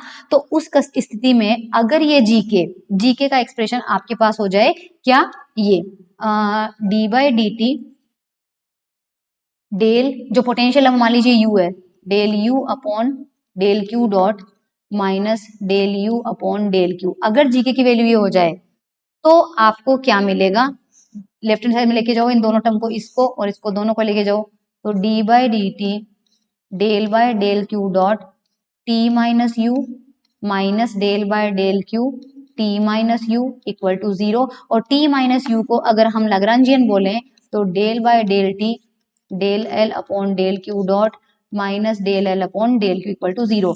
वापस वो इक्वेशन मिल गई। इसका मतलब अगर हमारा पोटेंशियल सिर्फ Q का फंक्शन है तब तो हमें डायरेक्टली नॉर्मल लाग्रांज इक्वेशन मिल जाएगी, लेकिन अगर हमारा पोटेंशियल Q के साथ साथ Q डॉट का भी फंक्शन है तो हमें अगर लाग्रांज इक्वेशन अच्छी खासी चाहिए यानी ये वाली चाहिए तो जीके को क्या होना पड़ेगा, इसके इक्वल होना पड़ेगा। यही लाइन यहाँ बोली गई है कि the Lagrange's equation can be put in the form 49, यानी ऐसी इक्वेशन अगर आपको चाहिए तो आपका जीके क्या होना चाहिए, ये होना चाहिए जहां पर u जो है वो क्यू के का साथ साथ क्यू के डॉट का भी फंक्शन है।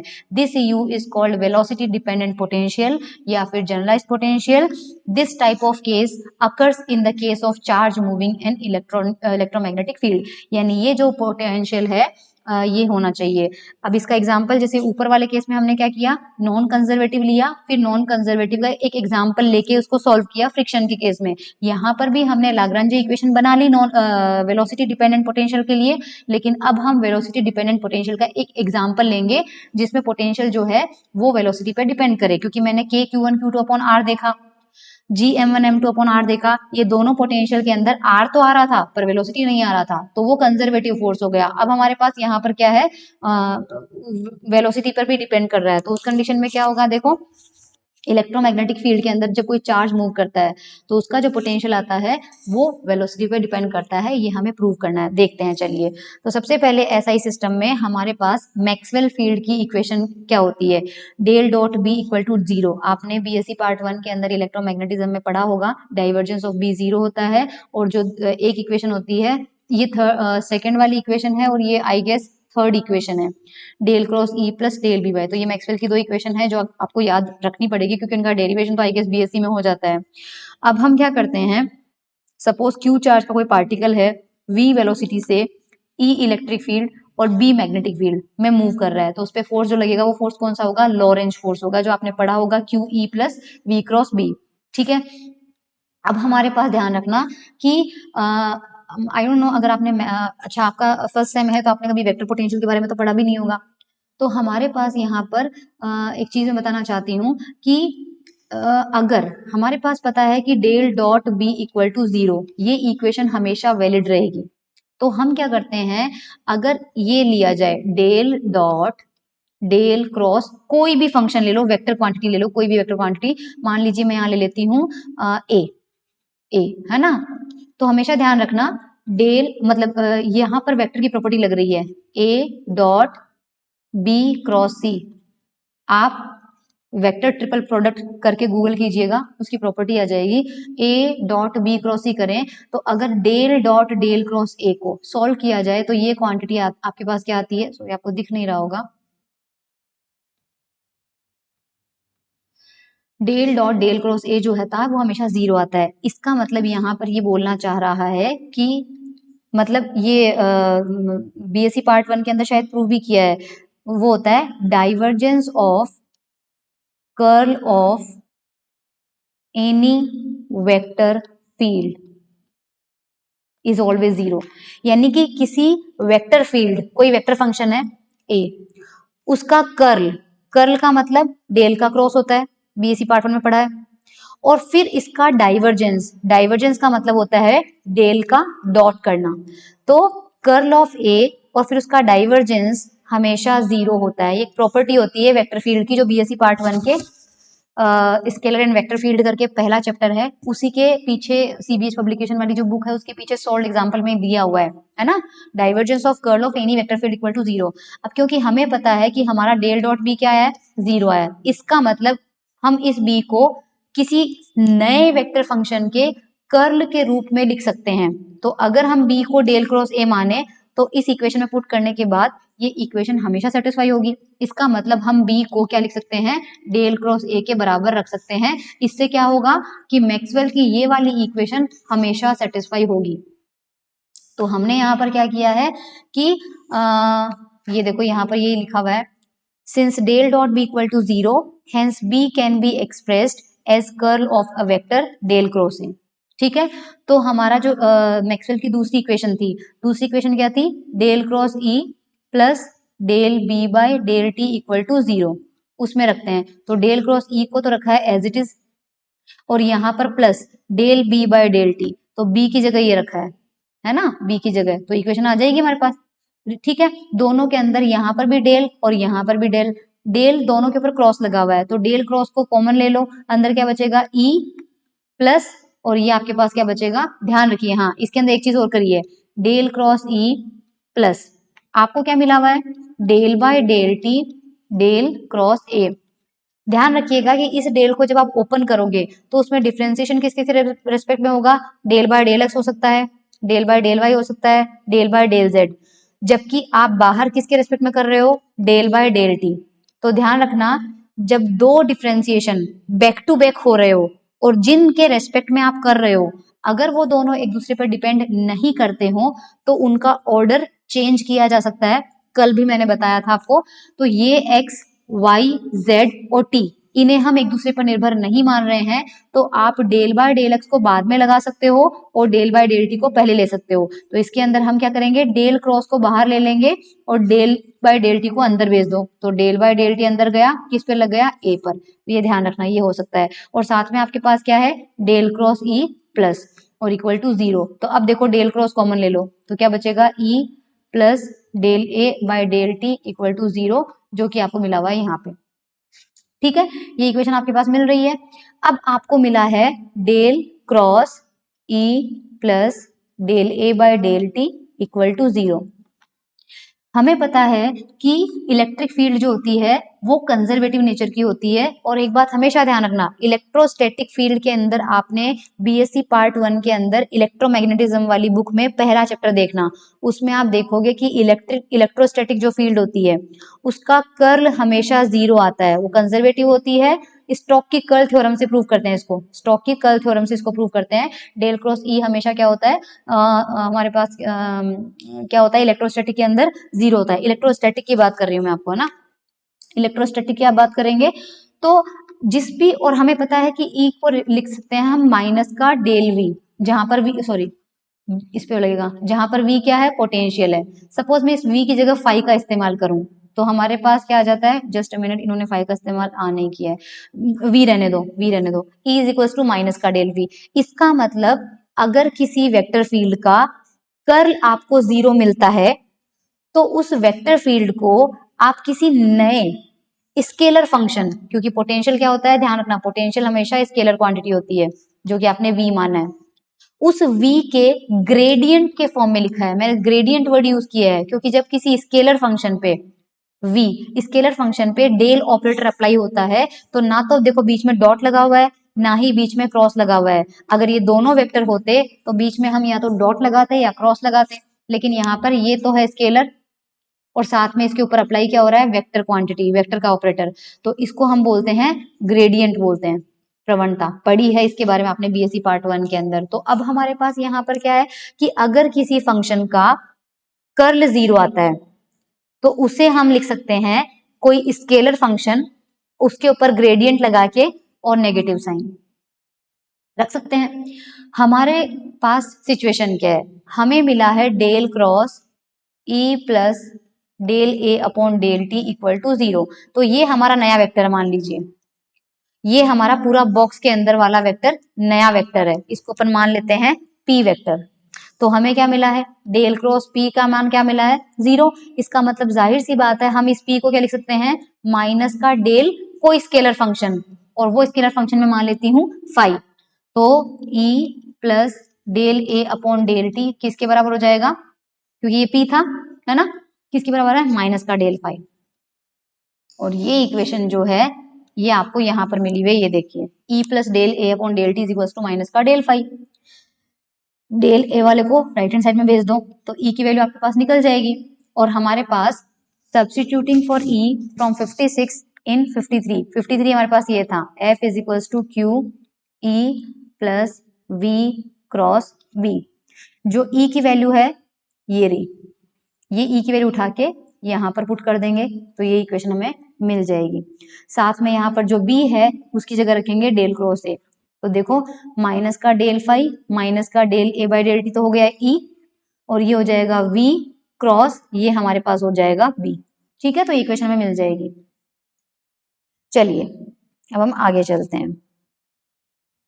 Let's consider the X component, क्योंकि ये बहुत कॉम्प्लिकेटेड हो जाएगा। v cross del cross A को अगर ओपन करेंगे ना तीनों डायमेंशन में तो बहुत लंबा हो जाएगा, इसलिए पहले केवल x कंपोनेंट निकालते हैं, सबका x कंपोनेंट ले लेंगे।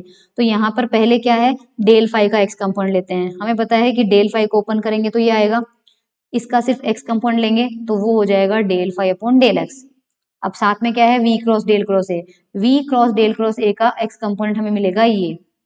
कैसे आएगा मैं निकालना बता देती हूँ, लेकिन निकालूंगी नहीं मैं।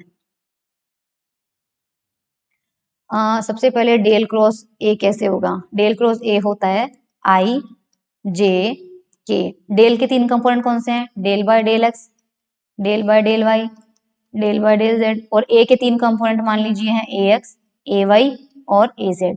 इसको ओपन करेंगे, सिर्फ एक्स कंपोनेंट निकालना है तो आई कैप कर लो। तो देखो ये लाइन कट जाएगी, ये लाइन कट जाएगी, ये इस पे अप्लाई हो जाएगा। तो कितना मिल रहा है हमें, del A Z upon del Y minus del A Y upon del Z. ठीक है, तो डेल क्रॉस ए हमें ये मिल गया। सिमिलरली यहाँ पे प्लस का जे आप खुद कर लेना, प्लस का के आप खुद कर लेना।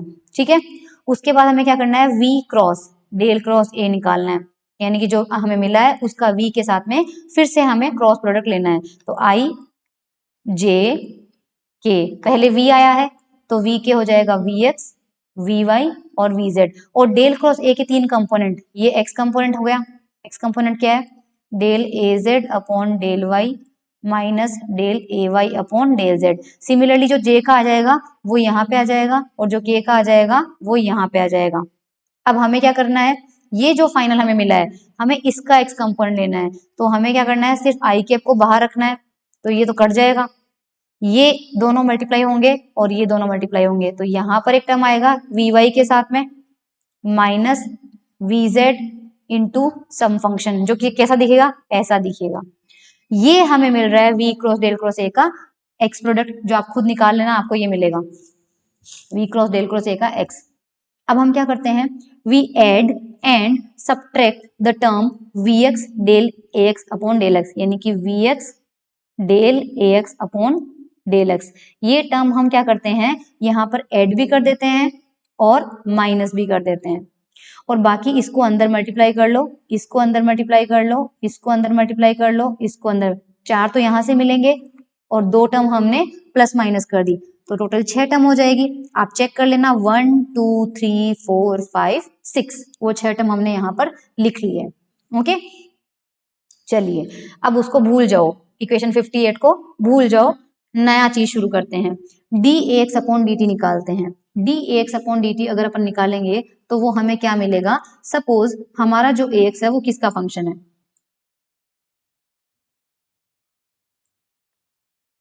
तो हमारे पास यहाँ पे क्या है, देखो सपोज ए एक्स जो है वो किस किस का फंक्शन है, मान लीजिए X Y Z and T.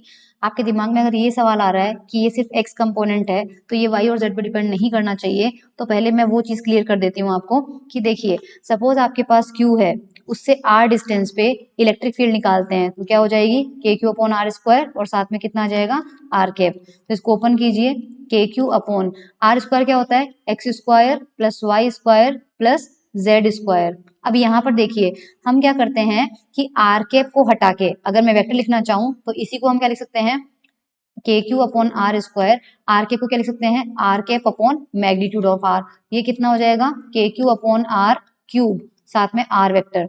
तो यहाँ पे इसको लिख सकते हैं यहाँ पे।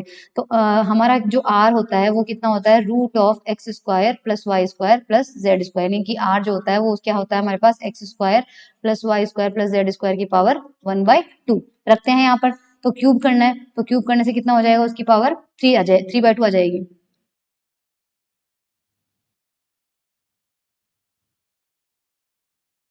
अरे यार ये हैंग हो जाता है।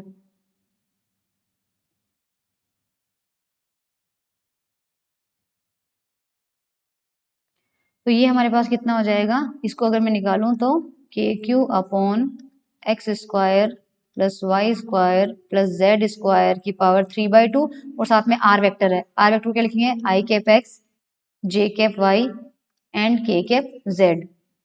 ओके, ओपन कीजिए इसको, हमें 3 कंपोनेंट लेने हैं, तो K Q X upon X square plus Y square plus Z square की पावर 3/2, ये हमारा है आई कैप के साथ में, तो ये एक्स कंपोनेंट माना जाएगा। K Q Y upon X square plus Y square plus Z square की पावर 3/2 जे कैप के साथ में, प्लस सिमिलरली आपको मिलेगा के कैप के साथ में। अब जो आई कैप का कोफिशिएंट होता है वो एक्स माना जाता है, तो ये हमारी इलेक्ट्रिक फील्ड का एक्स कंपोनेंट हो जाएगा ई एक्स, और ये हमारा हो जाएगा ई वाई, और ये हमारा हो जाएगा ई जेड। ध्यान से देखिए आप, ई एक्स सिर्फ एक्स पे डिपेंड नहीं कर रहा है, इसमें एक्स तो यहाँ पे आ रहा है और एक यहाँ पे आ रहा है, लेकिन इसमें वाई भी आ रहा है, इसमें जेड भी आ रहा है, तो जो एक्स कंपोनेंट है वो किसका हो जाएगा, एक्स वाई जेड तीनों का फंक्शन माना जाएगा। तो इसी तरह से हमने मान लिया कि जो वेक्टर फील्ड है हमारी, जो ए वेक्टर हमने माना था, जो ए वेक्टर हमने माना था, मान लीजिए उसका एक्स कंपोनेंट लेते हैं अपन, ए एक्स जो है वो किस किस का फंक्शन है, एक्स वाई जेड के साथ साथ टाइम का भी। ऐसी सिचुएशन में अगर इसका टोटल डेरिवेटिव लेना है जो कि dx बाई dt हो जाएगा, तो कल आपको बताया था ऐसी सिचुएशन में हम क्या करते हैं, सबसे पहले ए एक्स का एक्स के साथ में करेंगे, तो del A x upon del X और फिर dx by dt, del A x upon del Y dy by dt, del A x upon del Z dz by dt, del A x upon del T dt by dt, dt by dt तो 1 हो जाएगा, और हमें यहाँ पर क्या मिल जाएगा, ये है आपका vx, ठीक है, दिस इज vx, तो vx del A x upon del X, vy del A Y upon del A X, sorry del A x upon del Y, plus similarly जो पूरा एक्सप्रेशन आएगा वो दिखा देती हूँ, ये देखिए ये आ रहा है यहाँ पे, ये वी एक्स वाला पार्ट, ये वी वाई वाला पार्ट, ये वी जेड वाला पार्ट, और ये del X upon del T. तो हम क्या करेंगे यहाँ पे, इस वाले टर्म को आप लेफ्ट हैंड साइड में भेज दो, तो वो यहाँ पर जब आएगा तो माइनस हो जाएगा, तो माइनस होने के बाद एक साइड तो आपके पास ये बचेगा और एक साइड आपके पास ये तीनों टर्म मिला के बचेंगे, जो कि मैंने यहाँ पर लिख लिया है, ठीक है। अब ये वाला जो टर्म है इसे क्या लिख सकते हैं हम, इसे हम लिख सकते हैं, ध्यान रखना, this can be written as del by del X, ये देखो यहाँ पे क्या है वी एक्स वी वाई और वी जेड, तो यहाँ पर कर देते हैं वी डॉट। और ये आपके पास है del by del X, del by del Y, del by del Z, यानी कौन सा ऑपरेटर हो जाएगा आपके पास, ये डेल ऑपरेटर हो जाएगा। तो यहाँ पर हमारे पास ये कितना आ रहा है, डेल, जस्ट अ मिनट, अच्छा सॉरी सॉरी सॉरी, ये वेक्टर नहीं लग पाएगा क्योंकि ऊपर हमारे पास यहाँ पर क्या लिखा हुआ है, यहाँ पर ax लिखा हुआ है। तो देखो अगर हम इसको सोल्व करें, ये यहाँ पर किया हुआ है, इसको सोल्व करें, del by del x we dot A, तो वी डॉट ए कितना हो जाएगा, we x A x, we Y A Y, V Z A Z.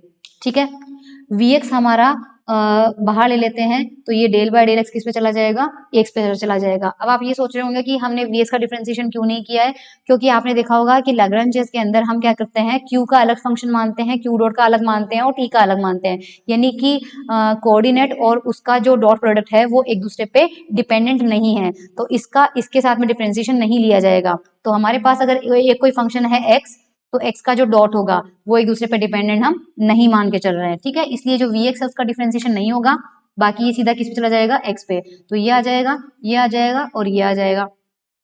इसको हम क्या लिख सकते हैं, और ये हमें कहाँ मिला हुआ है, ये बिल्कुल ये टर्म है देखो। तो ये जो इक्वेशन है, इस इक्वेशन का लेफ्ट हैंड साइड क्या हो जाएगा, लेफ्ट हैंड साइड तो हो जाएगा del by del x we dot A, और राइट हैंड साइड क्या हो जाएगा, D A x upon D T minus del A x upon del T. So I hope this is clear to you. अब क्या बोल रहा है ये, 59 एंड 60 को 58 में पुट कर दो। अब 58 में पुट करते हैं, देखो 58 यहाँ पर दिख रही होगी आपको,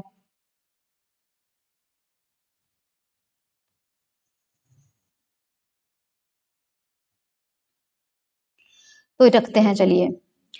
ओके, तो हमारा 58 क्या है, लेफ्ट हैंड साइड है हमारा ये, तो लेफ्ट हैंड साइड हमने ले लिया एज इट इज ये। ओके, राइट हैंड साइड देखो वापस 58 का, राइट हैंड साइड के 1 2 3 इन तीन को अलग से, इन तीन की जो वैल्यू है वो हमने अभी भी निकाली है, इन तीन की जगह हम रखेंगे कौन सा टर्म, ये वाला, क्योंकि वो सेम आ रहा है ना। आई होप नहीं, that is not same, yes yes same आ रहा है हमारे पास। ओके, हमने आई थिंक कुछ मिस्टेक यहाँ पे किया है क्या, जस्ट अ मिनट, मैं 58 को लिखती हूँ एक बार है ना, ताकि हमें कंफ्यूजन नहीं होगा। 58 को हम वापस रखते हैं, 58 को रखते हैं V cross del cross A और इसका एक्स कंपोनेंट, और हमारा हाँ V x del A X A Y और ए जेड, नीचे तीनों सेम है हमारे पास, यानी कि V x del A x upon del X plus we Y del A Y upon del X plus we Z del A Z upon del X. I hope हमें यही मिला है, yes, V x A Y A Z ये मिला है, और साथ में हमें मिल रहा है यहाँ पे माइनस का ये वाला टर्म है, माइनस का वी एक्स, माइनस का कॉमन ले लो, V x del A x upon del X, और 58 लिख रही हूँ मैं, V Y del A x upon del Y, V Y del A x upon del Y, we Z del A x upon del Z, ये हमें मिला देखो है ना। अब हमें इसकी वैल्यू निकालनी है, तो इसको सबसे पहले ये वाला एक्सप्रेशन रखते हैं ना, ये वाला एक्सप्रेशन हमें क्या मिला है, ये हमें मिला है ये रहा, तो इसकी जगह हम क्या रख सकते हैं, ये रख सकते हैं del by del x we dot A, yes ये हम रख देते हैं यहाँ पे del by del x we dot A,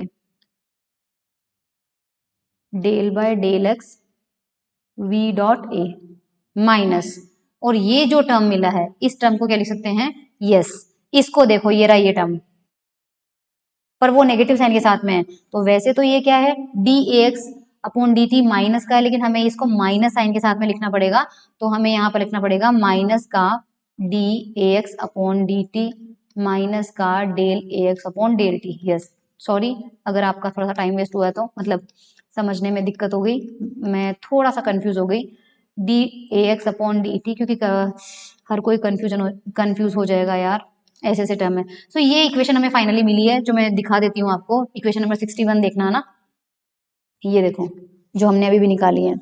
hence from equation 57 the X component of the force, अब ये वैल्यू हमें रखनी कहाँ है, यहाँ पे इन्होंने गलत दिखा है, यहाँ पे v है v, ठीक है। 57 मैं ही भूल गई, तो 57 देख लेते हैं। Yes, this is 57। तो हमें सिर्फ एक्स कंपोनेंट लिखना है, ध्यान से समझना ना, हमें सिर्फ इसका एक्स कंपोनेंट लिखना है, इस फोर्स का एक्स कंपोनेंट। तो मैं लिख लेती हूँ, यहाँ पे है क्यू, क्यू तो रहेगा ही, है ना, हमें इसका एक्स कंपोनेंट चाहिए ना।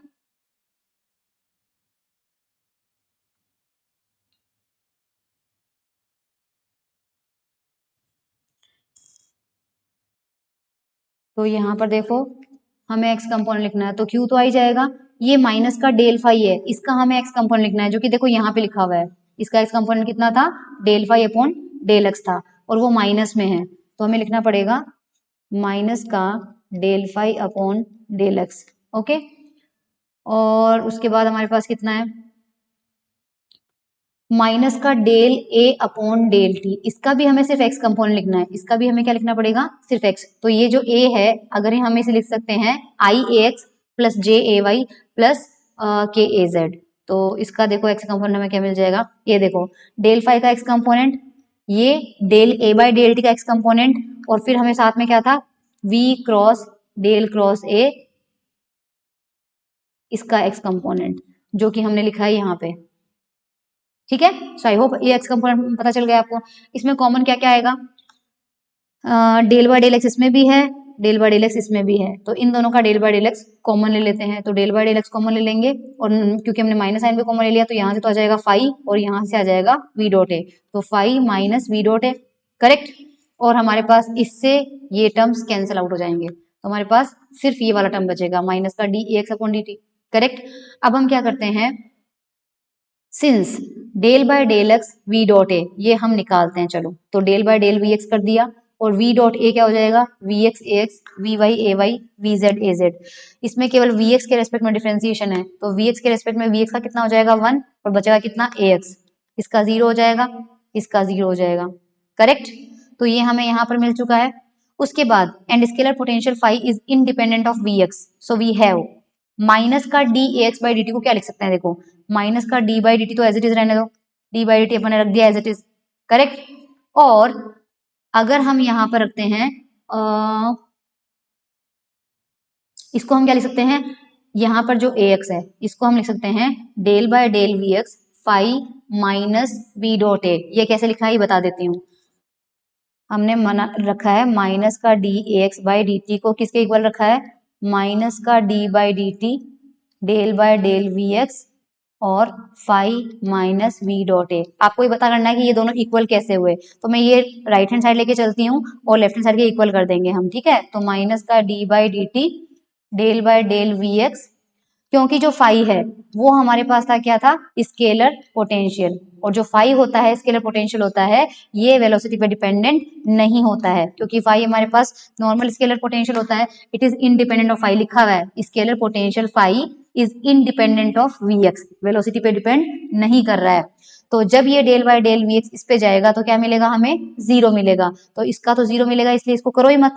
तो यहाँ पर सिंपली क्या लिख लेते हैं अपन, माइनस का वी डॉट ए, ये माइनस और ये माइनस कैंसिल आउट हो जाएगा, d by D T del by del we x, और ये हमारे पास क्या मिल जाएगा यहाँ पे वी डॉट ए।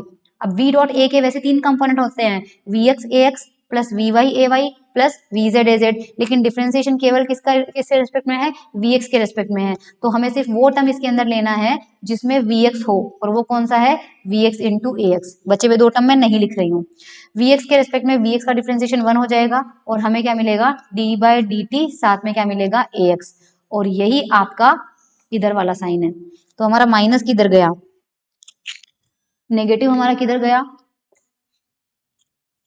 नेगेटिव हमें क्या मिल जाएगा, जस्ट अ मिनट, हाँ माइनस आएगा यार, मैंने ही माइनस अवॉइड कर दिया। अच्छा ये माइनस, ये प्लस का लेना है, सॉरी, हाँ यहाँ पे हमें प्लस का लेके चलना है, ये यस इसको प्लस लिखा है, ये देखिए इस इक्वेशन के अंदर राइट हैंड साइड में नहीं लिख रखा है माइनस, तो ये प्लस ही लेके चलना है आपको, ठीक है। तो यहाँ से आपका ये आ जाएगा D x upon D T, तो ये हमें क्या मिल जाता है, माइनस का d x. I hope it is clear, तो हम इसको लिख सकते हैं ऐसे, है ना। तो इक्वेशन आपने क्या दिया है, इसको कौन सा इक्वेशन दिया है मुझे नहीं पता है, पर ये वाली चीज मैंने समझा दी आपको। We can write this term, ठीक है। तो अब हम इसकी पुट कहाँ करेंगे, यस फोर्स के एक्सप्रेशन में पुट करते हैं। तो फोर्स के एक्सप्रेशन में हमारे पास क्या था, Q था, और हमारे पास लास्ट इक्वेशन कौन सी मिली थी हमें, यस इक्वेशन 62 देखो, 62 में ये रहा, कितना है हमारे पास, एक तो ये टर्म एज इट इज आएगा, मतलब Q के साथ में क्या आ रहा है, माइनस का del by del x phi minus we dot A, इसको तो रहने दो, और ये जो d A x upon D t है, इसको हम लिख सकते हैं, ये इसको हम क्या लिख सकते हैं, ये चीज लिख सकते हैं विद नेगेटिव, तो यहाँ पे प्लस आएगा, ध्यान रखना, क्यों, क्योंकि माइनस इसमें इंक्लूडेड था, माइनस इसमें इंक्लूडेड था, और ये टर्म हमें मिला है। तो यहाँ पर मैं एक बार इरेज करके आपको दिखा देती हूँ, ये देखिए, तो ये समझ में आ गया होगा आपको कि कैसे आया। तो जहां पर आपके पास d x by D t है, उसकी जगह हम रखेंगे ये, तो यहाँ प्लस साइन के साथ में आ जाएगा ये, ठीक है, प्लस साइन के साथ में हमारे पास क्या आ जाएगा, ये वाला टर्म आ जाएगा। तो चलते हैं नीचे, ये देखिए माइनस का डेल बाय डेल एक्स और प्लस साइन के साथ में हमारा आ गया। अब हम क्या करते हैं, सपोज एक एक्सप्रेशन जिसे हम u से रिप्रेजेंट करेंगे, उसको हम रखते हैं q phi minus we dot A, तो ये इक्वेशन क्या हो जाएगी आपके पास, ये इक्वेशन के अंदर q तो अंदर चला जाएगा, सबके साथ में ले जाओ q को, तो यहाँ पर हमें मिलेगा ये माइनस का डेल बाय डेल एक्स, मैं एज इट इज रखती हूँ एक बार, माइनस का डेल बाय डेल एक्स, और जब ये q इस ब्रैकेट के अंदर मल्टीप्लाई होगा तो ये हमें दे देगा u, ठीक है। सिमिलरली प्लस का d by d T del by del we x, del by del we x, और ये q इधर भी अंदर मल्टीप्लाई हो जाएगा, तो यहां से भी हमें मिलेगा u, करेक्ट। तो हमारे पास फोर्स का एक्सप्रेशन आ जाएगा, ये वाला लिख सकते हैं। अब हमारे पास क्या है, चलिए लाग्रांज इक्वेशन जो है उसमें q की जगह x रखते हैं, q के की जगह q डॉट की जगह x डॉट आ जाएगा जो कि vx होता है, और g के जो है हमारा fx रखते हैं, तो लाग्रांज इक्वेशन हमारी इस फॉर्म में आ जाएगी। आप देख लेना 48 इक्वेशन बैक जाके 48 इक्वेशन के अंदर ये वैल्यूज पुट करिए तो वो हमारा हो जाएगा। अब ये fx की जगह उठा के यहाँ पे ये वैल्यू पुट कर दो, जैसे ही हम ये वैल्यू पुट करेंगे हमारे पास राइट हैंड साइड में u वाला टर्म आएगा, और पूरी इक्वेशन को लेफ्ट हैंड साइड में लेंगे तो हमें ये आ जाएगा, और t माइनस यू को हम l रखेंगे, तो हमारी ये वेल नोन लाग्रांजेस इक्वेशन है जिस फॉर्म में हमें मिल चुका है। इसका मतलब ये है कि u जो है अगर हम उसे रखते हैं q phi minus we dot A, तो हमें लाग्रांजेस इक्वेशन का वेल नोन फॉर्म मिल जाता है। और ये u जो है आप ध्यान से देखिए, उसके अंदर वेलोसिटी आ रही है, उसके अंदर स्केलर पोटेंशियल है जो कि सिर्फ r का फंक्शन होगा, और यहाँ पर वेलोसिटी है जो कि वेलोसिटी, यानी कि जो u है वो आपका q का और q डॉट दोनों का फंक्शन है। तो this potential is velocity dependent potential. तो ऐसी सिचुएशन में लाग्रांजियन क्या हो जाएगा, t माइनस यू हो जाएगा, तो t माइनस यू का फॉर्मूला रख दो, ठीक है। तो हमारे पास Lagrangians for a charge particle moving in an electromagnetic field, exam में पूछा जा चुका है कि किसी चार्ज पार्टिकल का जो कि इलेक्ट्रोमैग्नेटिक फील्ड में मूव कर रहा है उसके लिए लाग्रांजियन का डेरिवेशन कीजिए, तो एल को डिराइव करना था, तो ये आपके पास आ चुका है। तो हमारे पास जो जनरलाइज पोटेंशियल है वो क्या हो जाएगा, ये वाला हो जाएगा, देख पा रहे हो, ये वेलोसिटी डिपेंडेंट पोटेंशियल है। जाइरोस्कोपिक फोर्स क्या होता है, all the velocity dependent forces, यानी ऐसे फोर्सेस जो वेलोसिटी पे डिपेंड करते हो लेकिन पावर कंज्यूम नहीं करते हो, उन्हें हम कहते हैं जाइरोस्कोपिक फोर्सेस। जैसे कि अगर कोई पार्टिकल केवल मैग्नेटिक फील्ड में मूव करता है तो उसके ऊपर फोर्स लगता है क्यू वी क्रॉस बी, ये हमारे पास जाइरोस्कोपिक फोर्स होता है।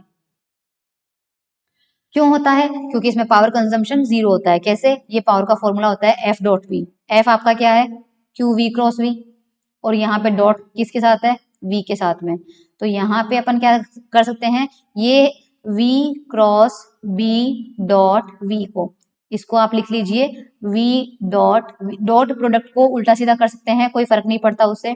यहाँ पर आप फॉर्मूला लगाइए a dot b cross c का, वेक्टर ट्रिपल प्रोडक्ट है ना, तो v dot v cross b का कर लीजिए, तो इसका ऑर्डर चेंज किया जा सकता है, यानी b बाहर आ सकता है और ये v अंदर जा सकता है, तो v क्रॉस v आ जाएगा डॉट b, और v क्रॉस v आपका जीरो होता है, तो ये आपके पास पावर कंजम्पशन जीरो आया है। यहाँ पर देखिए ये वाला फॉर्मूला लिख रखा है इन्होंने ऑर्डर चेंज करने का, है ना, स्केलर ट्रिपल प्रोडक्ट। तो ये हमारे पास इससे प्रूव होता है कि जाइरोस्कोपिक फोर्सेस जो हैं उनका फोर्सेस जो होता है वो वेलोसिटी पे डिपेंड करता है और पावर कंज्यूम नहीं करता है। 1 मार्क की डेफिनेशन आती है, तो you can write. Now Hamilton principle and Lagrange's equation. Hamilton principle क्या होता है, इसका डायरेक्टली स्टेटमेंट ही आपको याद रखना है क्योंकि डेरिवेशन करना है बाकी, है ना। This principle states that for a conservative holonomic system, its motion from time t1 to t2 is such that the line integral, which is known as action or action integral, S, has extremum value for the correct path of the motion. समझाती हूँ। Hamilton का principal ये कहता है कि अगर मान लीजिए आपके पास कोई सिस्टम है और वो कंजर्वेटिव है और होलोनोमिक है, उसमें अगर आपका सिस्टम किसी लोकेशन पे है ए पर और टाइम t1 पे है और उसे जाना है बी लोकेशन पे और टाइम t2, और वो मान लीजिए उसका जो प्रॉपर रियल पाथ, कल बता दिया था रियल पाथ का मतलब क्या होता है, तो सपोज रियल पाथ उसका इस रास्ते पे है, इस रास्ते से जाना है उसको, तो इस पूरे पाथ के लिए आपको इंटीग्रेशन t1 से t2 एल डी टी की वैल्यू आपके पास जो आनी चाहिए वो आनी चाहिए एक्सट्रीमम। एक्सट्रीमम जो होता है उसका मतलब होता है कि इस फंक्शन की वैल्यू या तो आपके पास मिनिमम आ सकती है या आपके पास मैक्सिमम आ सकती है, तो दोनों का जो कंबाइंड वर्ड होता है उसे हम बोलते हैं एक्सट्रीमम। ओके, तो अगर ये इंटीग्रल आपके पास एक्सट्रीमम वैल्यू देता है तो इसी प्रिंसिपल को अपन क्या बोलते हैं, हैमिल्टन का प्रिंसिपल। यानी कोई सिस्टम अगर कंजर्वेटिव सिस्टम है और टाइम t1 से t2 तक a से b पर जिस रास्ते से जाता है उस रास्ते के लिए इस इंटीग्रेशन की वैल्यू हमेशा क्या आती है, एक्सट्रीमम आती है, यानी या तो वो मिनिमम होगी या वो मैक्सिमम। इसको हम बोलते हैं एक्शन इंटीग्रल। इसके अंदर इंटीग्रेशन हो रहा ना, तो उसको हम बोलते हैं एक्शन या फिर एक्शन इंटीग्रल। ठीक है, अब पढ़ते हैं इसके बारे में। अब आपको ये थ्योरम समझ में आ जाएगी। देखो ये देखिए, this principle states that for a conservative holonomic system, यानी किसी कंजर्वेटिव होलोनोमिक सिस्टम के लिए उसकी मोशन टाइम t1 से t2 तक इस प्रकार होती है कि जो लाइन इंटीग्रल है ये इसकी वैल्यू क्या रहेगी, एक्सट्रीमम रहेगी या फिर स्टेशनरी रहेगी, है ना, फॉर द करेक्ट पाथ के लिए। जो एस क्वांटिटी होती है उसे हम हैमिल्टन का प्रिंसिपल फंक्शन बोलते हैं। ठीक है, द प्रिंसिपल में बी एक्सप्रेस्ड एज, उस प्रिंसिपल का सेकेंड फॉर्म ये भी है। क्यों है ये, देखिए आप मुझे बताइए, कोई भी फंक्शन अगर मैक्सिमम है या मिनिमम है तो उसका डिफरेंशिएशन हमेशा क्या होता है, जीरो होता है। पहला डेरिवेटिव उसका हमेशा क्या होता है, जीरो। हमें गिवन है एस, एस की वैल्यू हमें दी हुई है एक्सट्रीमम, यानी जो एस है वो हमारा क्या है, या तो मिनिमम है या मैक्सिमम, तो ds क्या होना चाहिए, जीरो। इस d की जगह अगर मैं डेल्टा वेरिएशन लूं तो मुझे क्या मिलेगा, delta s equal to zero. तो delta s equal to zero हम करते हैं तो ये रहा डेल्टा और ये रहा s इक्वल टू क्या हो गया, जीरो। ठीक है, इसका डेरिवेशन नहीं होता है। हैमिल्टन प्रिंसिपल क्या था, इसकी हेडिंग में ही भूल गई, हाँ हैमिल्टन का प्रिंसिपल। एग्जाम में 1 मार्क का क्वेश्चन आएगा तो ये आता है, डिफाइन हैमिल्टन्स प्रिंसिपल या राइट डाउन हैमिल्टन्स प्रिंसिपल। अगर आपका बड़ा क्वेश्चन बनता है तो वो ये बनेगा कि हैमिल्टन का प्रिंसिपल लिखिए और इस प्रिंसिपल की हेल्प से लाग्रांजेस इक्वेशन को डिराइव कीजिए। तो यहाँ पर देखो नेक्स्ट क्या है, लाग्रांजेस इक्वेशन फ्रॉम हैमिल्टन्स प्रिंसिपल। हम हैमिल्टन के प्रिंसिपल की हेल्प लेते हुए लाग्रांजे की इक्वेशन को डिराइव करते हैं। तो जो एल होता है, एल जो हमारा होता है वो जनरलाइज कोऑर्डिनेट, जनरलाइज वेलोसिटी और टी का फंक्शन इन जनरल माना जाता है। ये हमने कैसे देखा, तो ये मान लीजिए इन जनरल हमारा पास क्योंकि जो लाग्रांजियन है उसके अंदर जो एल होता है उसका क्यू डॉट के रेस्पेक्ट में भी डिफरेंशिएशन देखने को मिलता है और उसका क्यू के रेस्पेक्ट में देखने को भी मिलता है, और कुछ केसेस में हमारे पास यहाँ पर वो टाइम डिपेंडेंट भी आता है। तो सपोज मान लीजिए हमारा लाग्रांजियस जो है वो Q1 से लेके Q1 डॉट से लेके Q1 डॉट और टाइम का फंक्शन है। ऐसी सिचुएशन में मान लीजिए अगर जो लाग्रांजियन है does not depend on time explicitly, यानी कि इस टी वाले फंक्शन को हटा दो, यानी लाग्रांजियस केवल क्यू और क्यू डॉट पे डिपेंड करें, तो हम इसका डेल्टा वेरिएशन कैसे लिख सकते हैं। तो मैंने आपको बताया था क्या करना पड़ेगा आपको, पहले एल का क्यू के रेस्पेक्ट में करो और फिर क्यू का खुद का करो, फिर एल का क्यू डॉट के रेस्पेक्ट में करो और फिर क्यू डॉट का खुद का करो। तो ये देखो यहाँ पे लिखी हुई है इक्वेशन 71। ठीक है, समेशन चल ही रहा है और दोनों साइड में हम इंटीग्रेशन लगाते हैं t1 से t2 तक। तो लेफ्ट हैंड साइड में हमें ये मिलेगा, राइट हैंड साइड में पहले वाला टर्म ये और सेकेंड वाला टर्म ये। लेकिन हैमिल्टन का प्रिंसिपल ये कहता है कि अब देखो यहाँ पर पहले इंटीग्रेशन है, देखो हमें क्या मिल रहा है, इंटीग्रेशन डेल्टा फिर एल डी टी। तो इस डेल्टा का मतलब डिफरेंशिएशन और इसका मतलब इंटीग्रेशन, इन दोनों का साइन एक्सचेंज हो सकता है अगर जिसके रेस्पेक्ट में हम डिफरेंशिएशन कर रहे हैं या इंटीग्रेशन कर रहे हैं वो एक दूसरे पर डिपेंड ना करे। तो डेल्टा को बाहर ले लो, इंटीग्रेशन को पहले भेज दो। है ना, और ये हमारा पूरा टर्म क्या था, एस था, और डेल्टा एस हमारा क्या था, 0 था। तो लेफ्ट हैंड साइड आपके पास क्या हो जाएगी, 0। ठीक है, तो राइट हैंड साइड दोनों मिला के 0 होनी चाहिए, तो ये first term plus second term equal to 0। आ गई बात समझ में। अब हम यहाँ पर क्या करेंगे, integrating by parts the second term on the left hand side. तो हम इस इक्वेशन 72 का लेफ्ट हैंड साइड देखो, मतलब सेकेंड टर्म यानी ये वाली, इस टर्म का हम क्या कर रहे हैं, इंटीग्रेशन बाय पार्ट। तो सबसे पहले ये देखो second term as it is ली है, इसमें आप क्या करेंगे, इंटीग्रेशन बाय पार्ट करते हैं, तो ये हमारा फर्स्ट फंक्शन और ये हमारा second function. Integration by part क्या बोलता है, first function integration of second function minus integration of differentiation of first function integration of second function. तो पहले फर्स्ट फंक्शन को एज इट इज लिखो, ये लो यहाँ पे first function as it is आ गया। Integration of second, second function क्या है, डेल्टा क्यू डॉट, डेल्टा को बाहर ले लो, integration q dot, q dot का मतलब डिफरेंशिएशन और ये इंटीग्रेशन, डिफरेंशिएशन और इंटीग्रेशन एक दूसरे को कैंसल आउट कर देते हैं, तो डेल्टा सीधा सीधा किस पे लग जाएगा, क्यू पे लग जाएगा, तो हमें डेल्टा क्यू के मिल रहा है देखो। ठीक है, और लिमिट जाएगी t1 से t2 माइनस, फिर से अब क्या करना है, इंटीग्रेशन, तो ये आ गया इंटीग्रेशन। अब क्या करना है, डिफरेंशिएशन ऑफ फर्स्ट फंक्शन, तो ये आ गया डिफरेंशिएशन, ये आ गया फर्स्ट, और साथ में क्या करना है, इंटीग्रेशन ऑफ सेकंड। अब ये भी यहां पर किया था integration of second, integration of second क्या था, डेल्टा क्यू के। ओके, नाउ हैमिल्टन प्रिंसिपल के अंदर एक डायग्राम दिखाती हूँ आपको, ये देखिए आपका Q जो है उसका T के साथ में ग्राफ बनाया हुआ है, सिस्टम आपका पहले A पे था और फिर वो B पे गया। जब आपका A और B पे कोई सिस्टम जाता है तो वो इस रास्ते से भी जा सकता है, इस रास्ते से भी जा सकता है, इस रास्ते से भी जा सकता है और इस रास्ते से भी जा सकता है। लेकिन आपका इस पॉइंट का जो कोऑर्डिनेट है वो मान लीजिए है टाइम t1 पे, और ये आपका Q जो है वो टाइम t2 पे है। तो यहाँ हमने क्या लिया, आप देख सकते हैं कि ये पॉइंट जो है इस पाथ के लिए तो यहाँ पर लाई कर रहा है नंबर 1 पे, दूसरे पाथ में यही पॉइंट कहाँ शिफ्ट हो जाता है, नंबर 2 पे, और यही पॉइंट नंबर 3 पे। लेकिन जो ए पॉइंट है यानी t1 पे आपका जो पार्टिकल का कोऑर्डिनेट है वो सारे पाथ में, चाहे पाथ 3 हो, चाहे पाथ नंबर 2 हो, चाहे पाथ नंबर 1 हो, चाहे पाथ नंबर 4 हो, सभी पाथ के लिए आपका पहला पॉइंट जो कि ए लोकेशन पे है उसमें चेंज हो रहा है क्या, नहीं, यानी ए पॉइंट आपका क्या है, फिक्स्ड है, और बी पॉइंट भी आपका क्या है, फिक्स्ड है। यानी कि जो क्यू कोऑर्डिनेट है t1 पे ये आपका चेंज नहीं हो रहा है, ये आपका क्या है, कांस्टेंट। अगर ये कांस्टेंट है तो जो टर्म कांस्टेंट होते हैं उनका डिफरेंशिएशन क्या होता है, 0। तो आपका डेल क्यू के t1 पे 0 होगा और डेल क्यू के t2 पे 0 होगा। आ गई बात समझ में। तो अगर आपका t1 t2 पे ये 0 है तो हमें क्या मिलेगा, ये देखिए डेल क्यू के t1 और डेल क्यू के t2 आपका पास 0 होगा, तो ये वाला पार्ट 0 हो जाएगा।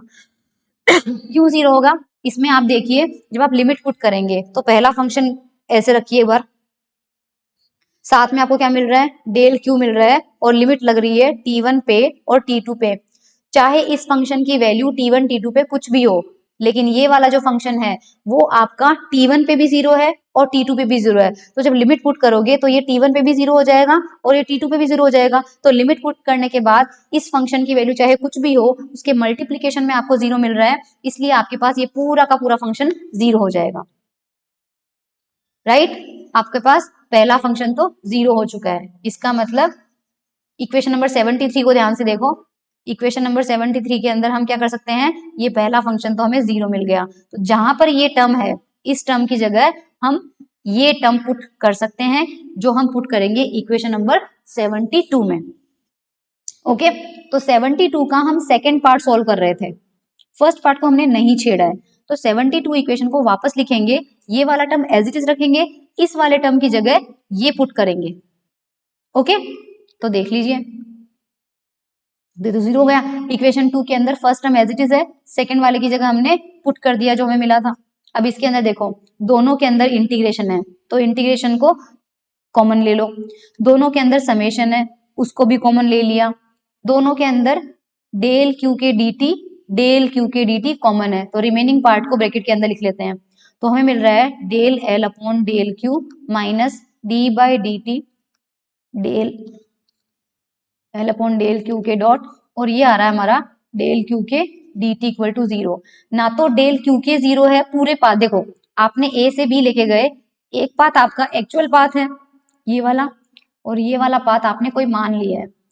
तो आपको पता है कि इस पाथ के लिए हर पॉइंट दूसरी जगह शिफ्ट हुआ है, यानी हर पॉइंट के अंदर क्यू चेंज हुआ है, तो डेल क्यू आपका 0 नहीं हो सकता।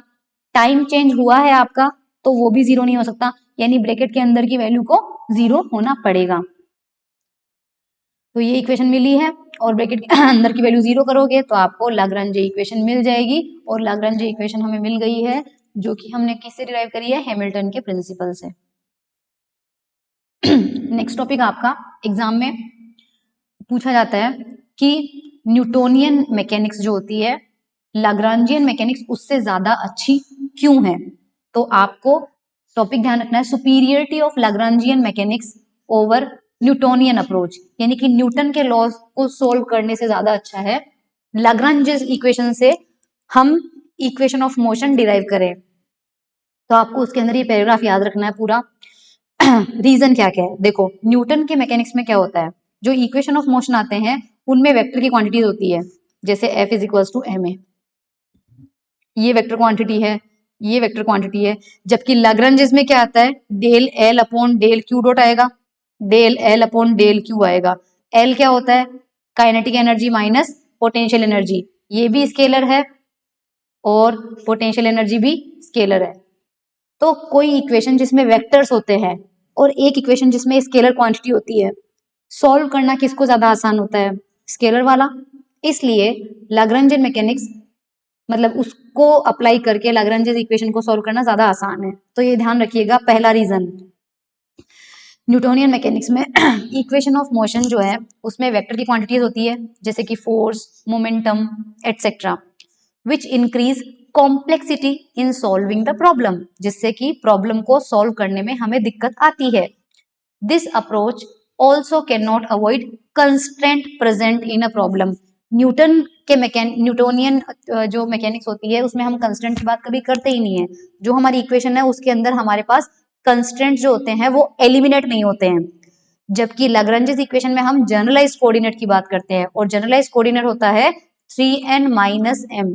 ये कंस्ट्रेंट पहले से ही हट जाते हैं, जो रिमेनिंग इक्वेशन हमें मिलती है उसमें कंस्ट्रेंट के साथ माथापच्ची नहीं करनी पड़ती है। तो देखो Newtonian approach can not avoid constraint present in a problem. एक प्रॉब्लम में अगर कंस्ट्रेंट प्रेजेंट है तो न्यूटोनियन मैकेनिक्स उसको अवॉइड नहीं करती है।